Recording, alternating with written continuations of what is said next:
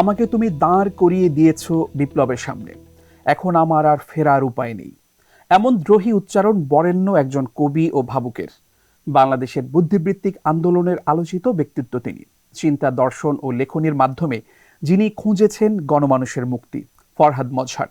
অনেক অভিধা যুক্ত করা যায় তার নামের সাথে। রাষ্ট্রচিন্তা, তত্ত্ব, ধর্ম ও রাজনীতি ছাপিয়ে যার চিন্তা অতিক্রম করেছে চিরাচরিত সীমানা। তাঁর দার্শনিকতা তুমুল প্রশংসিত, আলোচিত ও সমালোচিত।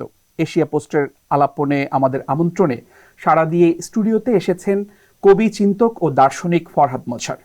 আজ আমরা আলোচনা করব তাঁর চিন্তা, দেশের সংবিধান, গণঅভ্যুত্থান ও সমসাময়িক প্রসঙ্গে। আর এশিয়া পোস্ট আলাপনে আপনাদের স্বাগত জানাচ্ছি আমি আবিদ আজম। জনাব ফরহাদ মজহার ভাইয়া, আপনাকে এশিয়া পোস্টের স্টুডিওতে আমন্ত্রণ জানাচ্ছি। অনেক ধন্যবাদ আবিদ, অনেক ধন্যবাদ। ভাইয়া কেমন আছেন? আছি ভালো।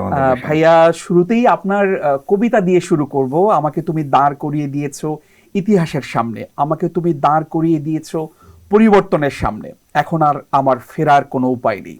আপনার কবিতার এই যে চিরাচরিত চমৎকার পংক্তি, আসলে লড়াইয়ের এই যাত্রায় পরিবর্তন কতটুকু হলো আসলে? একটা তো ধরুন গণ অভ্যুত্থানের প্রসঙ্গে বলি, একেবারে এটা শেষটা থেকে বলি না, পরিবর্তন তো হয়েছে, নিঃসন্দেহে পরিবর্তন হয়েছে। আমি মনে করি জুলাই গণ অভ্যুত্থানে ইতিবাচক দিক অবশ্যই আছে, এবং একটা হচ্ছে ইতিবাচক দিক, আর একটা হচ্ছে তার প্রত্যাশার দিক, সম্ভাবনার দিক। এর মধ্যে যে সম্ভাবনা ছিল এটা আমরা বাস্তবায়িত করতে পারিনি, এবং সেটা কেন বাস্তবায়িত করতে পারিনি এটা ভাবা দরকার এখন। হ্যাঁ, খুব খোলা মনে সকলকে আলোচনা করতে হবে যে আসলে কী সম্ভাবনাটুকু ছিল। কিন্তু আমি মনে করি পরিবর্তনটুকু গুরুত্বপূর্ণ। আমি কয়েকটা বলি পরিবর্তনটা কেন কেন গুরুত্বপূর্ণ। একটা হচ্ছে যে আমাদের তরুণরা মনে রাখুন, আন্দোলনটা ছিল কোটা সংস্কার আন্দোলন থেকে, মানে ওরা আমলা হতে চেয়েছিল, মানে সমাজের এমন একটা জায়গায় ছিল যখন তরুণরা স্বপ্ন দেখত আমলা হওয়ার। কারণ আমলা না হলে তারা বিয়ে করতে পারে না, মেয়ে বিয়ে দেয় না, ওদের যে অন্যান্য ক্যারিয়ার এটা তারা এর মধ্যে আর কোনো মুক্তি তারা দেখে না। সেখান থেকে তরুণদের একটা একটা রেডিক্যাল পরিবর্তন, যে না তারা ভূমিকা রাখতে পারে ইতিহাসে, এটা বিরাট ঘটনা। এবং এর যে ইম্প্যাক্টটা পরবর্তী তরুণদের মধ্যে পড়বে, পরবর্তী জেনারেশনের মধ্যে পড়বে, এটা ইতিবাচক হবে নিঃসন্দেহে। এবং আমরা তো জুলাইয়ে যে ঘটনাটা ঘটেছে এটার ঐতিহাসিক তাৎপর্য অনেক বিস্তৃত। আমরা তো এখানেও তত বড় আলোচনা করার সময় পাবো না, আমরা অনেক বিস্তৃত। দ্বিতীয়ত অনেকগুলো প্রশ্ন সে তুলে এনেছে, অনেকগুলো গোড়ার প্রশ্ন তুলে এনেছে। আমরা আগে ধরুন সংবিধান নিয়ে কোনো আলোচনাই ছিল না আমাদের সমাজে, কার্যত আমরা কিছু কেউ করেছি অনেকে, কিন্তু গাঠনিক ক্ষমতা, কনস্টিটিউয়েন্ট পাওয়ার, গণতন্ত্র, এই ব্যাপারগুলো আসলে মৌলিক প্রশ্নগুলো কি, তর্কগুলো আমাদের সমাজে একদমই অনুপস্থিত ছিল। ফলে এই গণ অভ্যুত্থান কিন্তু এই তর্কগুলোকে নিয়ে এসছে।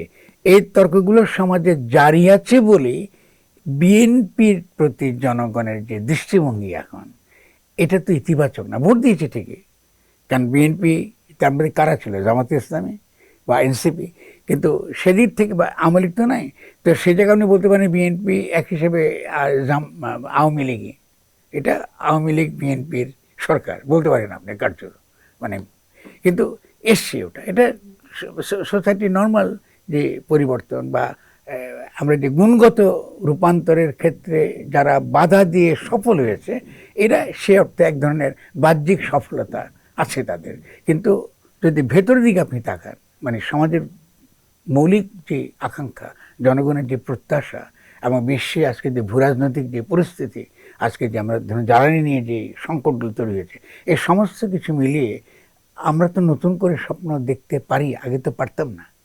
আগে যে বাংলাদেশকে, শুধু তাই না, বাংলাদেশকে যে নতুন করে গঠন করা দরকার এবং আমরা যে একটা শক্তিশালী জনগোষ্ঠী হিসেবে জানাতে পারি, এই স্বপ্নগুলো তো এসে গেছে সমাজে। তা আমি তো ইতিবাচক আকারে দেখি। নিঃসন্দেহে আমাদের প্রত্যাশা পূরণ হয়নি, কোনো সমস্যা নেই, সেটা আলোচনা হতেই পারে। নিশ্চয়ই ভাই, আপনাকে জুলাই গণ অভ্যুত্থানের তাত্ত্বিক অভিভাবক বলা হয়। তো আপনার যে বিখ্যাত বইটি আছে যে গণ অভ্যুত্থান ও গঠন, এই বইটি 2023 সালের 5 আগস্ট প্রকাশিত হয়।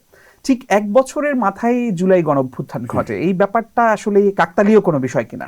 না, আমি এটা কাকতালি মনে করি না। যারা হয়তো মনে করেন, আমি তো নিজের সম্পর্কে আমার কিছু আমি বলবো না, এটা আমাদের সমাজে যারা বোঝেন তারা এটা বলবেন। একটা ব্যাপারটা ছিল যে বাংলাদেশে যে রাষ্ট্রের একটা গঠনতান্ত্রিক রূপান্তর দরকার, এটা কিন্তু আমরা ওই এরশাদ বিরোধী আন্দোলনে কিন্তু এটা ছিল। এরশাদ বিরোধী আন্দোলনের সময় কী ছিল, ত্রিদলীয় জোটের রূপরেখা বলে আমরা কি করলাম, এটা তত্ত্বাবধায়ক সরকার ব্যবস্থা কায়েম করলাম।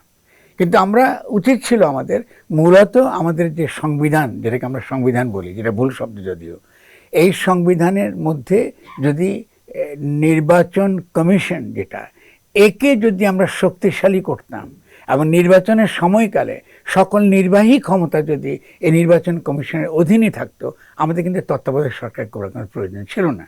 তো ফলে ওই সময় থেকে আমরা যে পুরনো বই যেটা সংবিধান ও গণতন্ত্র, সেখানে যে আলোচনা আমি করেছি, যে বিষয়গুলো আমি তুলে এনেছি, ওটাই কিন্তু আমরা গণ অভ্যুত্থান গঠনে আমি লিখেছি। গণ অভ্যুত্থান কথাটা আমি কেন বলতে পেরেছি, কারণ ততদিনে ধরুন আমি বলতে পারি যে বইটা 2023 সালে হয়েছে, মূলত আপনি বলতে পারেন 2020 সালের শুরু থেকে আমি বুঝে গেছি যে বাংলাদেশ একটা বড় ধরনের রূপান্তরের জন্য তৈরি হয়ে গেছে। এবং সেই হিসেবে বলবো 2000 থেকে 20 থেকে 23 কিন্তু খুব অল্প সময়, মানে কিন্তু তবুও গণ অভ্যুত্থান যদি হয়ে যাবার পরে তার কিভাবে নতুন রাষ্ট্রটা গঠন করতে হবে, এটার কিন্তু পরিষ্কার কিন্তু আপনার রোড ম্যাপ বলুন কি নকশা বলুন কি ছক বলুন, এটা কিন্তু আমার বইতে ছিল। এটা কিন্তু তরুণরা কিন্তু এটাকে বাস্তবায়িত তারা করতে পারেনি। তো সেই হিসেবে একটা হলো যে গণ অভ্যুত্থান সম্পর্কে আমার যে বক্তব্য ছিল, এটা তো আমি করে দেখিয়েছি যে গণ অভ্যুত্থানই ঘটছে, বাংলাদেশের রূপান্তরটা গণ অভ্যুত্থানই পথে হবে। আজকেও আমি আপনাকে অন্তত ফর রেকর্ড একটা কথা বলতে চাই যে বিএনপি একটা ইতিবাচক ভূমিকা রাখতে পারে যদি তারা আন্তরিকভাবে আমাদের সমালোচনাগুলো তারা দিকে মনোযোগ দেয়, সংকটের গোড়াগুলো তারা যদি অ্যাড্রেস করে, বিশেষত গঠনতন্ত্র, মানে শব্দটা সংবিধান না, শব্দটা হলো গঠনতন্ত্র। কনস্টিটিউশনের নাম হলো গঠনতন্ত্র, মানে রাষ্ট্র আমরা কি করে গঠন করব, এই যে বিতর্কগুলো সমাজে উঠেছে, এই বিতর্কগুলো ইতিবাচকভাবে যে সকল পক্ষ তারা যদি এটাকে মীমাংসা করে এবং অন্তত একটা ইতিবাচক অভিমুখের দিকে আমরা যাবার চেষ্টা করি, তাহলে কিন্তু বিএনপি টিকে থাকতে পারবে। আর যদি বিএনপি টিকে থাকতে চায় এবং এটাকে সে যদি অবহেলা করে, আমি মনে করি যে আমরা মহা বিপর্যয়ের দিকে যাব এবং তাকে বিএনপিকে তখন আরও বড় আপনার গণ অভ্যুত্থানকে মোকাবেলা করতে হবে, কারণ সমাজের মধ্যে ওই দ্বন্দ্বগুলো ওই বিরোধগুলো রয়ে গেছে। তার ফলে বাংলাদেশের একটা গণ অভ্যুত্থান আসছে, একটা মৌলিক রূপান্তর ঘটতে যাচ্ছে, এটা তো বলার জন্য খুব বিরাট কোনো আপনার পাণ্ডিত্যের প্রয়োজন পড়ে না। এটা তো আমরা সকলে যারা সমাজে চলে ফিরে বুঝতে পারি। আমার যদি কোনো আদৌ ভূমিকা থাকে সেটা হলো অনেক এই প্রশ্নে যে আমি নিঃসন্দেহে গাঠনিক ক্ষমতার কথা বলেছি। গণতন্ত্র সম্পর্কে আমাদের যে তথাকথিত যেই ধারণাগুলো সমাজ আছে, এগুলোকে আমি চ্যালেঞ্জ করেছি। যখনই এই চিন্তাগুলো আরও পরিচ্ছন্ন হবে, আমি মনে করি বাংলাদেশ একটা গুণগত রূপান্তরের দিকে যাবেই। ভাই এ প্রসঙ্গে বলতে চাচ্ছি যে যে আকাঙ্ক্ষায় জুলাই গণঅভ্যুত্থান সংগঠিত হয়েছে তা সফল হয়েছে কিনা, এবং সফল না হয়ে থাকলে এই দায়টা আসলে কার? না, আপনি তো প্রশ্নটা করছেন সফল হয় নাই, আমি তো প্রথমে উত্তর দিয়েছি সফল হয়েছে। শেখ হাসিনা কি আছে নাকি বাংলাদেশ? নাই তো, নাম্বার ওয়ান। ফলে আপনি অসফল কেন বলছেন? 2 নম্বরটা সফলতা হচ্ছে এই যে তরুণরা আমলা হওয়ার জন্য তাদের জীবনটাকে ঠিক করেছিল, ক্যারিয়ার আকার। এই তরুণদের বিশাল একটা অংশ মনে করে যে রাজনীতিতে ভূমিকা রাখা যায়, নতুনভাবে রাষ্ট্র গঠন করা যায়। আপনি তরুণদেরকে সংসদে দেখছেন, ভালো হোক মন্দ হোক, তাদের সমালোচনা করার সমস্যা নাই, কিন্তু ওরা তো সংসদে গেছে, আপনি দেখতে পাচ্ছেন তরুণরা। তা এত বিশাল ঘটনা রে ভাই, আপনি এটাকে ছোট করছেন কেন? কিন্তু আপনার একটা লেখারতেই আজকে পড়ছিলাম যে হাসিনাবিহীন একটি হাসিনা শাসন ব্যবস্থা কায়েম আছে, তাহলে আসলে খুব ভালো, আমি খুব খুশি আমার কথা ধরে বলেছেন। আমরা হাসিনাহীন হাসিনা ব্যবস্থার মধ্যে আছি, সেই ব্যবস্থাকে আমরা ভাঙতে পারি নাই। এই যে ভাঙতে পারি নাই, এটার একটা বড় কারণ হচ্ছে আমাদের এখানে বুদ্ধিবৃত্তিক বিকাশটা ঘটে নাই।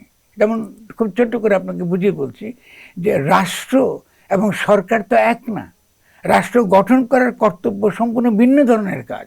ফলে রাষ্ট্র গঠন করাটা একটা কাজ, আলাদা কাজ, এটা কিন্তু আমাদের সমাজে অস্পষ্ট। এই মাত্র প্রথম আমরা বুঝতে পারছি যে রাষ্ট্র আর সরকার এক না। রাষ্ট্র যেমন আছে তেমনি রেখে আপনি যদি শুধুমাত্র সেখানে কিছু ব্যক্তিকে বসিয়ে দেন তাহলে আপনি কোনো ইতিবাচক ফল পাবেন না। তাহলে জনগণের জন্য তো এটা অত্যন্ত গুরুত্বপূর্ণ রাজনৈতিক শিক্ষা। দ্বিতীয়বার তারাই ভুল করবে না। দ্বিতীয়বার তারা খালি ওই আপনি পুরনো আইন, পুরনো সংবিধান, এই পুরনো কথাবার্তা, এটা কিন্তু জনগণ শুনবে না। আর দ্বিতীয়ত জনগণ শোনাতেও পারবেন না, কারণ আজকে জ্বালানি সংকটের কারণে যে বিপর্যয়ের মধ্যে জনগণ প্রবেশ করতে যাচ্ছে, এটা তো ভয়াবহ বিপর্যয়। আপনি কি করে এটাকে সমাধান করবেন? কারণ এটা করতে গেলেই আপনি যদি বাংলাদেশের অর্থনীতিকে আবার পুনর্গঠন করতে চান, বাংলাদেশের জ্বালানি ব্যবস্থাকে আবার নতুন করে আপনি সাজাতে চান, যা কিছু করতে চান, আপনাকে নতুন রাষ্ট্রের চিন্তা করতেই হবে। ফলে আমরা তো পিছিয়ে পড়িনি, আমরা তো অগ্রসর হয়েছি। ভাইয়া, সেক্ষেত্রে জানতে চাওয়া যে অনেক বিশ্লেষক বলেন যে বাংলাদেশ বারবার গণতান্ত্রিক আন্দোলন সফল হওয়ার পর আবার সেই পুরনো স্বৈরতন্ত্রের দিকেই ফিরে যায়। তো এই চক্রর মধ্যে কি আমরা বারবার আবদ্ধ থাকবো, বা এর মুক্তির উপায় কি? পরিত্রাণের কোন পথে পরিত্রাণ? না, প্রথমত হচ্ছে যে যারা এটা ভাবেন তাদের এই প্রশ্ন যে ছকে তারা হাজির করছেন, এটা ভুল ছক। প্রথমত হচ্ছে আমাদের সমাজে গণতন্ত্র সম্পর্কে ধারণাটাই ভুল। নির্বাচনের সঙ্গে গণতন্ত্রের কোনো সম্পর্ক নেই। আমরা তো গণতন্ত্র কায়েম করতে পারি না এখনো। গণতন্ত্র হচ্ছে রাষ্ট্রের একটা ধরন, নির্বাচন হচ্ছে একটা প্রক্রিয়া। গণতন্ত্র রাষ্ট্রের ধরন। রাষ্ট্র যদি অগণতান্ত্রিক হয়, যদি আমরা হাসিনা ব্যবস্থার মধ্যেই বাস করি, আমরা তো গণতন্ত্র তো কায়েম করতে পারি না। আমি আবারও বলছি, এই সরকার গণতান্ত্রিক নয়, মানে নির্বাচন করলে গণতন্ত্র হয় না। আমাদের একটা সংবিধান আছে, সংবিধানকে যেটার ভিত্তিতে নির্বাচন হয়েছে, সেই সংবিধান একটা সাংবিধানিক একনায়কতান্ত্রিক সরকার কায়েম করে। সেখানে প্রধানমন্ত্রীর হাতে সমস্ত ক্ষমতা। আমাদের বিচার ব্যবস্থা স্বাধীন না।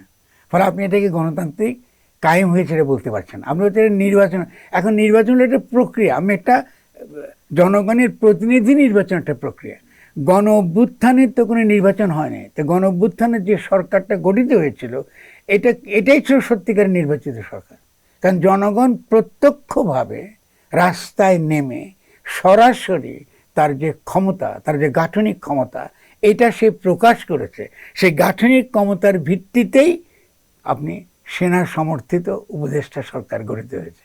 এখন এটা আমাদের দুর্ভাগ্য যে ডক্টর ইউনূস এসে আবার শেখ হাসিনার সংবিধান রক্ষার শপথ নিয়ে আমাদেরকে আবার পিছিয়ে দিয়েছেন। এটা তো আমাদের জন্য দুর্ভাগ্য।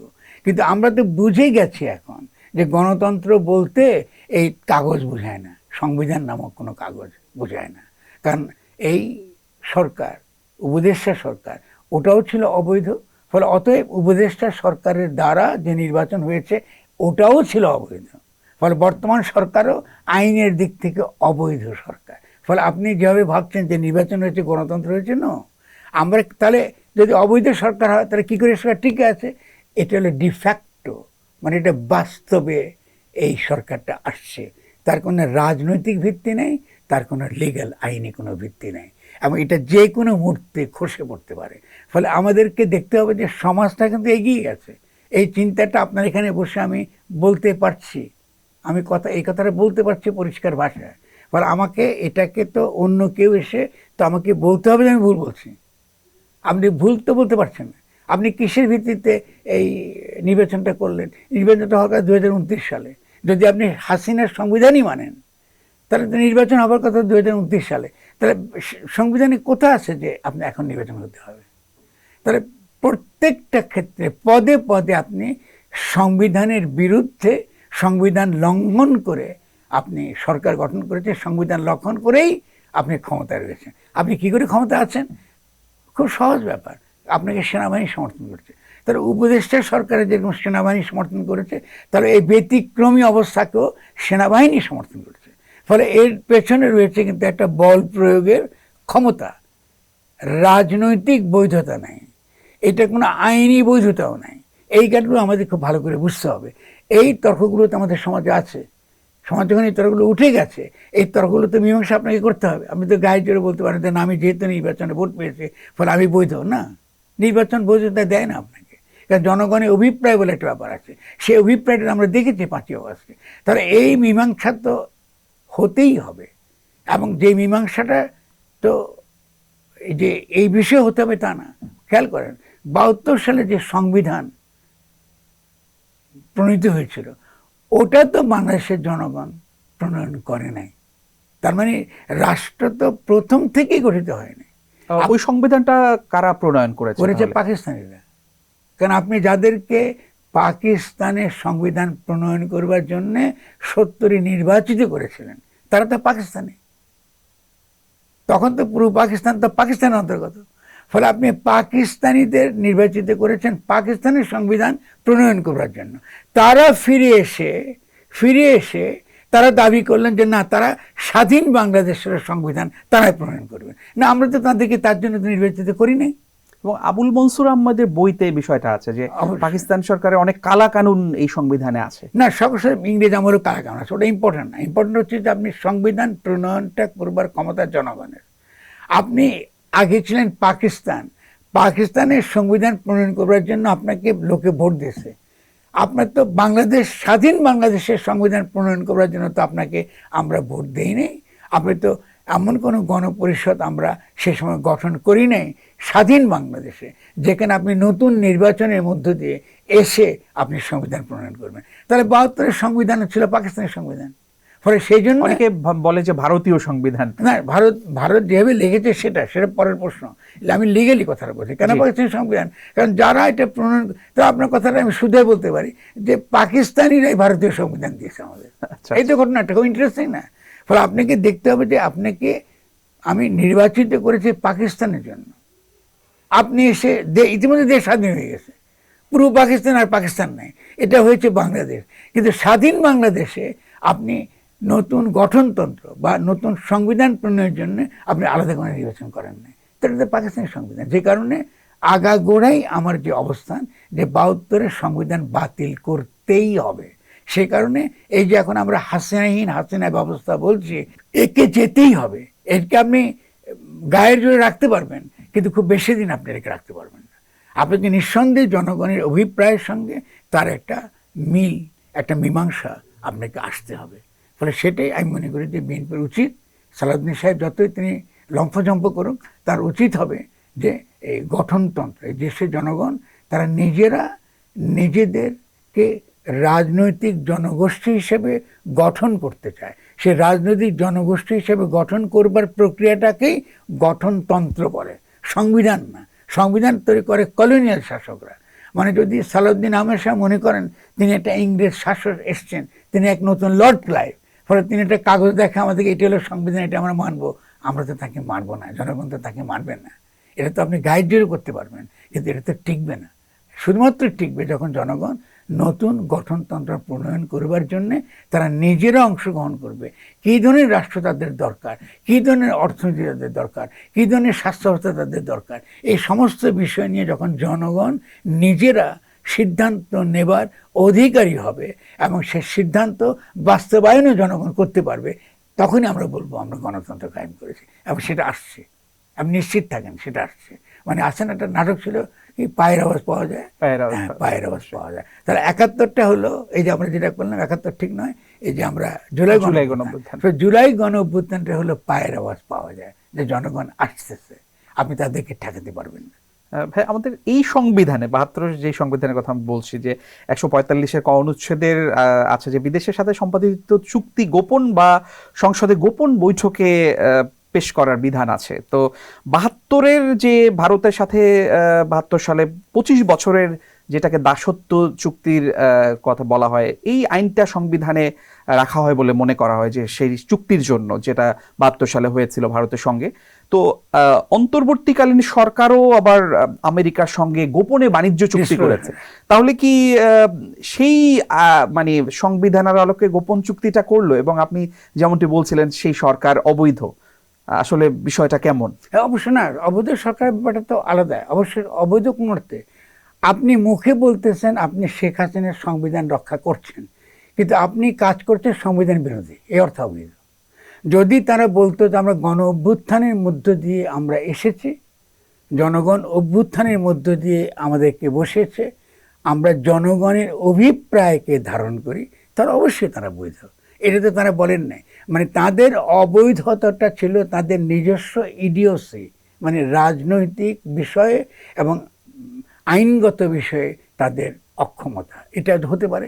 অথবা মার্কিন যুক্তরাষ্ট্রের যে রেজিম চেঞ্জ যে পরিকল্পনা, সেই রেজিম চেঞ্জ পরিকল্পনার মধ্যেই শেখ হাসিনার সংবিধান রক্ষার শপথটা অন্তর্ভুক্ত ছিল বলে তারা এটা মানতে বাধ্য হয়েছিলেন। ফলে ওই ব্যাখ্যা আমি যাচ্ছি না। আপনি যে প্রশ্নটা আপনি যাচ্ছেন বলছেন, এখন কি কোন প্রশ্নটা করলেন আপনি? আমি বলেছি যে মূল যে এই সংবিধানের যে গোপন চুক্তিটা আছে সেটা কি তিনটা জিনিস আমেরিকার সঙ্গে গোপন বাণিজ্য চুক্তিটা আসলে সেটার অংশ কিনা? না, অবশ্যই অংশ। আপনি প্রথমত আপনি তিনটা ধারণা মাথার মধ্যে রাখবেন, তাহলে সহজে বুঝবেন। আমি আপনার যারা দর্শক তাদেরকে বোঝাবার জন্য, প্রথম হচ্ছে যে রাষ্ট্রের সার্বভৌমত্ব, এই যে কনসেপ্টটা, এটা ভুয়া কনসেপ্ট, এটা বুঝতে হবে। আজকাল আধুনিক 2026 সালে রাষ্ট্রের সার্বভৌমত্ব বলে কোনো কনসেপ্ট কোথাও ফাংশন করে না। এমনকি সত্যিকার অর্থে রাষ্ট্র বলে আদৌ কিছু আছে কিনা, এটাও এই যে যুদ্ধ দেখলাম আমরা না, কোথায় গাজায় দেখলাম, এই যে মার্কিন যুক্তরাষ্ট্রে আগ্রাসন দেখলাম, আন্তর্জাতিক কোনো আইন নাই। সত্যিকার অর্থে রাষ্ট্র প্রশ্নটাই এখন একটা বিরাট একটা বিষয় হয়ে দাঁড়িয়েছে, প্রশ্নবোধক হয়ে দাঁড়িয়েছে। কিন্তু এখানে কথা কেন রাষ্ট্রের সার্বভৌমত্বের কথা কেন বলা হতো এই যে গোপনীয়তা, রাষ্ট্রের নাম দিয়ে জনগণের কাছ থেকে গোপন চুক্তি করবার এই যে বিধান, এই বিধানটা নিহিত রয়েছে রাষ্ট্রের সার্বভৌমত্বের ধারণার মধ্যে। আপনি যখন বলেন রাষ্ট্রের তো সভরেন, পরে রাষ্ট্রের তো গোপন রাখবার অধিকার আছে না, এটা আজকাল কেউ এটা বিশ্বাস করে, এটা গ্রহণযোগ্য না। কেন এটা গ্রহণযোগ্য না? কারণ এখন যে নতুন যে রাজনৈতিক ধারণা এবং গণতন্ত্রের যে মৌলিক যে ধারণা, সেখানে রাষ্ট্র সার্বভৌম নয়, সার্বভৌম হচ্ছে জনগণ। ফলে রাষ্ট্রের কোনো কিছু গোপন রাখবে রাষ্ট্র, এইটা তো জনগণ আর মানবে না। ফলে তুমি কার সঙ্গে চুক্তি করছো? কারণ সেই চুক্তির তো আমি তো ক্ষতিগ্রস্ত হচ্ছি, আমার তো ক্ষতি হবে। মার্কিন যুক্তরাষ্ট্রের সঙ্গে যে চুক্তি করেছে তার দ্বারা আমাদের পুরো কৃষি ধ্বংস হয়ে যাবে। তাহলে সেই চুক্তি তো তুমি করতে পারো না, রাষ্ট্রকে তো আমরা সেই দায়িত্ব নেই। ফলে রাষ্ট্রের সার্বভৌমত্বের কনসেপ্টটা আমাদের জন্য অত্যন্ত গুরুত্বপূর্ণ এমন একটা এলাকা, যাকে অবশ্যই আমাদের নতুন করে চ্যালেঞ্জ করতে হবে। কিসের উপর দাঁড়িয়ে? গণসার্বভৌমত্বের উপর দাঁড়িয়ে। তাহলে রাষ্ট্রের সার্বভৌমত্বের বিপরীতে এসছে গণসার্বভৌমত্ব। আরেকটা সার্বভৌমত্বের ধারণা আছে, এটাকে বলে সংসদের সার্বভৌমত্ব। ওটাও আমাদেরকে চ্যালেঞ্জ করতে হবে। সংসদে কোনো সার্বভৌম ক্ষমতা নাই, থাকতে পারে না। একমাত্র সভরেন পাওয়ার যেটা আমরা জানি সেটা একমাত্র জনগণের। এখন জনগণ যে সভরেন, জনগণই যে চূড়ান্ত, তার প্রমাণ কি? তার প্রমাণটা হচ্ছে 5ই আগস্ট।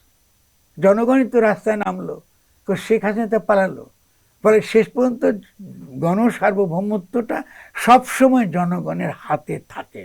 ফলে রাষ্ট্র তথাকথিত গোপনীয়তার নামে যে জনগণ বিরোধী বা গণবিরোধী চুক্তি আন্তর্জাতিকভাবে করবে কিংবা গণবিরোধী কোনো আইন প্রণয়ন করবে, এটার অধিকার জনগণ তো রাষ্ট্রকে আর দেবে না। ফলে গণতন্ত্র মানে হলো রাষ্ট্র কখনোই আর এরকম কোনো গোপন চুক্তি করতে পারবে না, এবং রাষ্ট্রের ক্ষমতাও সীমিত করে দেওয়া হবে। যেমন ধরুন একটা বলি যে রাষ্ট্র এমন কোনো আইন করতে পারবে না যার দ্বারা নাগরিক অধিকার কিংবা নাগরিক মর্যাদা ক্ষুণ্ণ হবে। খুব সিম্পল ব্যাপার। আমি যদি ফ্যাসিজমকে, ফ্যাসিস্ট শক্তিকে ঠেকাতে চাই, রাষ্ট্র ব্যবস্থা যেন ফ্যাসিস্ট না হয়ে উঠে রাষ্ট্র যেন ফ্যাসিস্ট না হয়ে উঠে, এটা যদি আমি প্রতিহত করতে যাই, তাহলে অবশ্যই আমাদেরকে এই ঘোষণা দিতে হবে যে রাষ্ট্রের কোনো অধিকার নাই জনগণের মানবাধিকার, ব্যক্তির মর্যাদা এবং একই সঙ্গে ব্যক্তির অধিকার ক্ষুণ্ণ করতে পারে। দেখুন, এটা নিয়ে আমি মেলা লিখেছি, বিস্তর লেখালেখি হয়েছে, এই তর্কগুলো আমাদের সমাজে এসে গেছে। ফলে তথাকথিত রাষ্ট্র গোপন চুক্তি করবে আর সেটার দ্বারা আমার জীবন জীবিকা, আমার পুরো কৃষি ব্যবস্থা, আমার প্রাণ প্রকৃতি পরিবেশ ধ্বংস হবে, এই অধিকার তো আমরা রাষ্ট্রকে দেই নাই।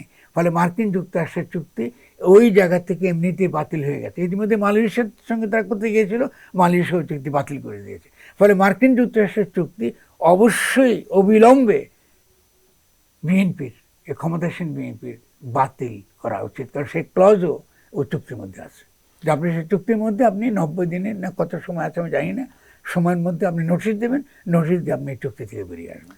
আমাদের আলোচনা ভাই একটা আলোচনার সঙ্গে আরেকটা আলোচনার সংযোগ আছে, সেই প্রসঙ্গে জানতে চাই যে বাংলাদেশের রাজনীতিতে ডিপ স্টেটের ক্ষমতা বলে একটা কথা চাউরাছে ভাইয়া। জনরায় যেমনই থাকুক, প্রভাবশালী সেই শক্তির মর্জি মতো ক্ষমতার পালাবদল ঘটে থাকে, এমনটা একটা ধারণা প্রচলিত আছে। এই কথার ভিত্তি কতটুকু আসলে? যারা ডিপ স্টেটের কনসেপ্ট বলেন তারা স্টুপিড। ডিপ স্টেট বলে কোনো কনসেপ্ট রাষ্ট্র সম্পর্কে নাই। আমার কথার মধ্যে কোনো ডিপ স্টেট ধারণা আছে? নাই। ডিপ স্টেট বলে কিছু নাই। এটা হচ্ছে শ্রেণী এবং ক্ষমতা, মানে সমাজের বিভিন্ন শ্রেণী, তারা তাদের বিভিন্ন ক্ষমতার জায়গাতে তারা কথা বলে। এই যে আমি যে কথাগুলো আপনাকে একটু আগে বলেছি, এটা তো বোঝার মতো ক্ষমতা তো যে কোনো সাধারণ মানুষের হতে পারে, ঠিক আছে না? এখন আপনি যখন দেখতে পাচ্ছেন 5ই অগাস্টে যে আপনার কাছ থেকে ক্ষমতা নিয়ে যাওয়া হচ্ছে কি নামে? সংবিধানের নামে। সংবিধানের নামে। ওকে, তো এটা তো ডিপ স্টেটের তো ব্যাপার না। আপনি দেখতে পাচ্ছেন যে কারা এটা করছে। আপনি তো তখন যে তাদের সঙ্গে সহযোগিতা করেছেন, ওদেরকে চিনে ফেলেন না, ওরা তো পরিচিত লোক। তো তার মধ্যে আমাদের ছাত্ররা তো আছে, আমি যারা এই গণঅভ্যুত্থান করেছে তারাও তো এর মধ্যে আছে। ফলে ডিপ স্টেট বলে তারা যেটা এখন বলতেছে, আমি ধরুন এটা মনে হচ্ছে এটা একটা ষড়যন্ত্র তত্ত্ব। এটা আসে কোথা থেকে? যেহেতু আপনি রাজনীতি ব্যাখ্যা করতে অক্ষম এবং আপনি এমন কিছু অপরাধ করেছেন, এটাকে আপনি লুকাতে চান। ধরুন এই শব্দটা আমি দেখেছি নাহিদ ব্যবহার করছে, সংসদে গিয়ে ব্যবহার করছে না, করেছে। তো আমি নাহিদকে প্রশ্ন করি, শহীদ ওসমান হাদি প্রসঙ্গে বলেছে এটার সঙ্গে ডিপ স্টেট জড়িত। আমি নাহিদ তাহলে প্রশ্ন করি, নাহিদকে আমি স্নেহ করি, ওকে ভালোবাসি, ঠিক আছে, আপনি নাহিদকে প্রশ্ন করবো, তো তুমি যখন এই শেখ হাসিনার সংবিধান রক্ষার শপথ নিয়েছিলে, তখন তোমার ডিপ স্টেটের কথা খেয়াল ছিল না? তো ডিপ স্টেট তুমি নিজে। তুমি কি জানো না যে এই সংবিধানের শপথ যখন তুমি নিচ্ছিলে, তৎক্ষণাৎ তুমি গণ অভ্যুত্থানের সঙ্গে তুমি বেইমানি করতেছো? তোমার তো জানা উচিত। তুমি সেটা কি বলতে পারো যে না, আমরা সেই সময় যে ক্ষমতার যে ব্যবস্থা তার মধ্যে আমরা বুঝি নাই, কিংবা আমরা এটাকে একটা পূর্ণাঙ্গ একটা গণ অভ্যুত্থানে, মানে যেটাকে অনেকে বিপ্লব বলে, আমরা পূর্ণাঙ্গ একটা বুর্জোয়া গণতান্ত্রিক বিপ্লবের একটা রূপে এটাকে আমরা হাজির করতে পারি। তো ডিপ স্টেটের ব্যাপার তো না। সমাজে ক্ষমতার দ্বন্দ্বটা এই ফর্মে হাজির হয়েছে যে আমরা তখনও পর্যন্ত প্রস্তুত নই যে আমরা একটা নতুন গঠনতান্ত্রিক প্রক্রিয়া শুরু করব। এই হলো ইস্যু। আরও সমস্যা আছে সেখানে। আমি খেয়াল করবেন যে এনসিপি কথা নাই বার্তা নেই হঠাৎ করে দ্বিতীয় রিপাবলিকের কথা বলা শুরু করছে, মনে আছে আপনাদের সেগুলো? তো কেন এনসিপি দ্বিতীয় রিপাবলিক কথা শুরু করবে? রিপাবলিক আর গণতন্ত্র তো এক না। গণতন্ত্র হতে যেটা আমি একটু আগে বলেছি, গণসার্বভৌমত্ব, মানে জনগণ সরাসরি সে তার কি তার ক্ষমতা সে প্রয়োগ করে এবং সে তার সিদ্ধান্ত নেয় এবং সে সিদ্ধান্ত বাস্তবায়নের ক্ষেত্রে সে ভূমিকা রাখে। এর হচ্ছে গণতন্ত্র। তো আপনি রিপাবলিক তো ইনডিরেক্টলি আপনি করে। বাংলাদেশকে আমরা কি বলি? গণপ্রজাতন্ত্রী। প্রজাতন্ত্র অনুবাদটা করে এই কারণে, যেহেতু আমরা প্রেসিডেন্ট নির্বাচন সরাসরি করি না। এটা কি করি? আমরা নির্বাচন করি বটে, কিন্তু এটা সিলেকশন আকারে হয়। ফলে নির্বাচন যদি আমরা গণতন্ত্র বলি, এটা তো সরাসরি গণক্ষমতার প্রশ্ন। ফলে গণতন্ত্রকে যারা প্রজাতন্ত্র দ্বারা এটাকে ফেলে দিতে চায়, তো তারা বুঝে গেল গণতন্ত্র এবং প্রজাতন্ত্রের পার্থক্য বোঝে না। এটা তো ডিপ স্টেটের তর্কটা তো একটা ভুয়া তর্ক। আপনি তো মূল কনসেপ্টটা তর্কগুলো আপনি করবেন। ফলে আমাদের এখানে যেটা হচ্ছে যে আমরা গণতন্ত্র কায়েম করতে পারিনি। কায়েম না করতে পারার আমাদের রাজনৈতিক কারণ রয়েছে, কারণ করতে না পারে আমাদের সেনাবাহিনীর ভূমিকা আছে, কায়েম করতে না পারার জন্য চুপ্পুর ভূমিকা আছে, কায়েম করতে না পারার ক্ষেত্রে বিএনপির ভূমিকা আছে। তো ডিপ স্টেট তো দেখতেছি তিনটা, এটা তো খুব পরিষ্কার চোখের সামনে। সেনাবাহিনী, চুপ্পু এবং বিএনপি। তো ডিপ স্টেট করি বহির্শক্তি ফাইন, ওটা ডিপ স্টেট না। তো বহির্শক্তি তো রেজিম চেঞ্জ করেছে এদেরকে দ্বারা। মার্কিন যুক্তরাষ্ট্র আজকে রেজিম চেঞ্জ করেছে কার দ্বারা? ওই তো বললাম তো, সেনাবাহিনীর দ্বারা, আমাদের যে প্রেসিডেন্ট আছেন তার দ্বারা, এবং 3 নম্বর বিএনপির দ্বারা। That's what it is. এই তো ডিপ স্টেট। তারপর ডিপ স্টেট কোথায়? এটা বলতে অসুবিধা কোথায় না এদের? তাহলে ছাত্র জনতা যে জীবন দিল, 1400 মানুষের যে শাহাদাত বরণ করলো, তারা তাদের সেই ব্যাখ্যা তো তাদেরকে দিতে হবে। এটা তো আমি তো আর বলতে পারবো না। সেটা তো সেই ব্যাখ্যা হিস্ট্রির কাছে তো তাদেরকে জবাবদিহি করতে হবে।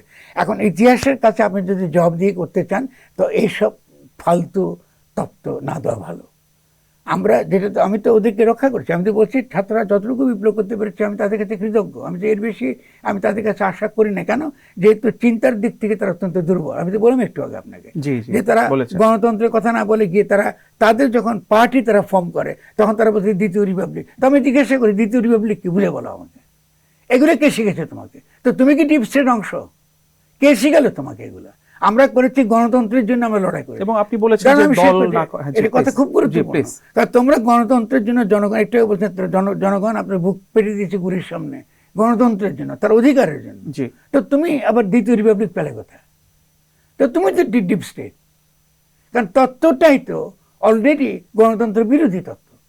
তো আপনি এনসিপি গঠিত হওয়ার সময় আপনি স্লোগান দিয়েছেন, এবং তখন আমরা আপত্তি করেছি যেটা করবো না, কেন তুমি এটা করতেছো, আমাদের গণতন্ত্র চাইতেছে।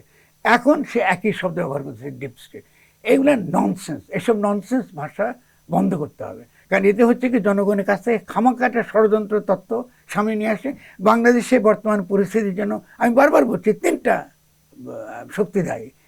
সেনাবাহিনী, চুপ্পু, যেহেতু চুপ্পু সংবিধানের প্রধান, এবং 3 নম্বরটা হতেছে আপনি বললাম তো একটু আগে আপনাকে জি জি, মানে বিএনপির কথা বলেছেন। বিএনপি কথা বলে তো আমি কালের কণ্ঠে ইন্টারভিউ পড়লে পরিষ্কার দেখবেন। এবং এদের সঙ্গে তো সহযোগিতা করেছে প্রত্যেকে, এবং তাদেরকে তো ডক্টর ইউনূস নিজে সহযোগিতা করেছে।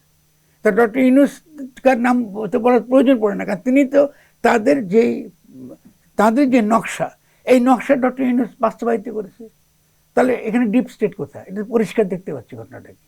আপনি বলতে চাচ্ছেন নির্বাচনেও সেই তাদের প্ল্যানটা বাস্তবায়িত হয়েছে, যে নির্বাচনে ত্রয়োদশ জাতীয় সংসদ নির্বাচন যেটা হয়ে গেল। সেটাই তো উদ্দেশ্য, যে আপনি পুরনো হাসিনা ব্যবস্থাকে টিকিয়ে রেখে নির্বাচন করবেন, এবং সেই ব্যবস্থাকে আপনি কি রাখবেন, আপনি বহাল রাখবেন। এই তো ইস্যু, পুরো তো রাজনৈতিক প্রক্রিয়াতে এটাই তো ইস্যু।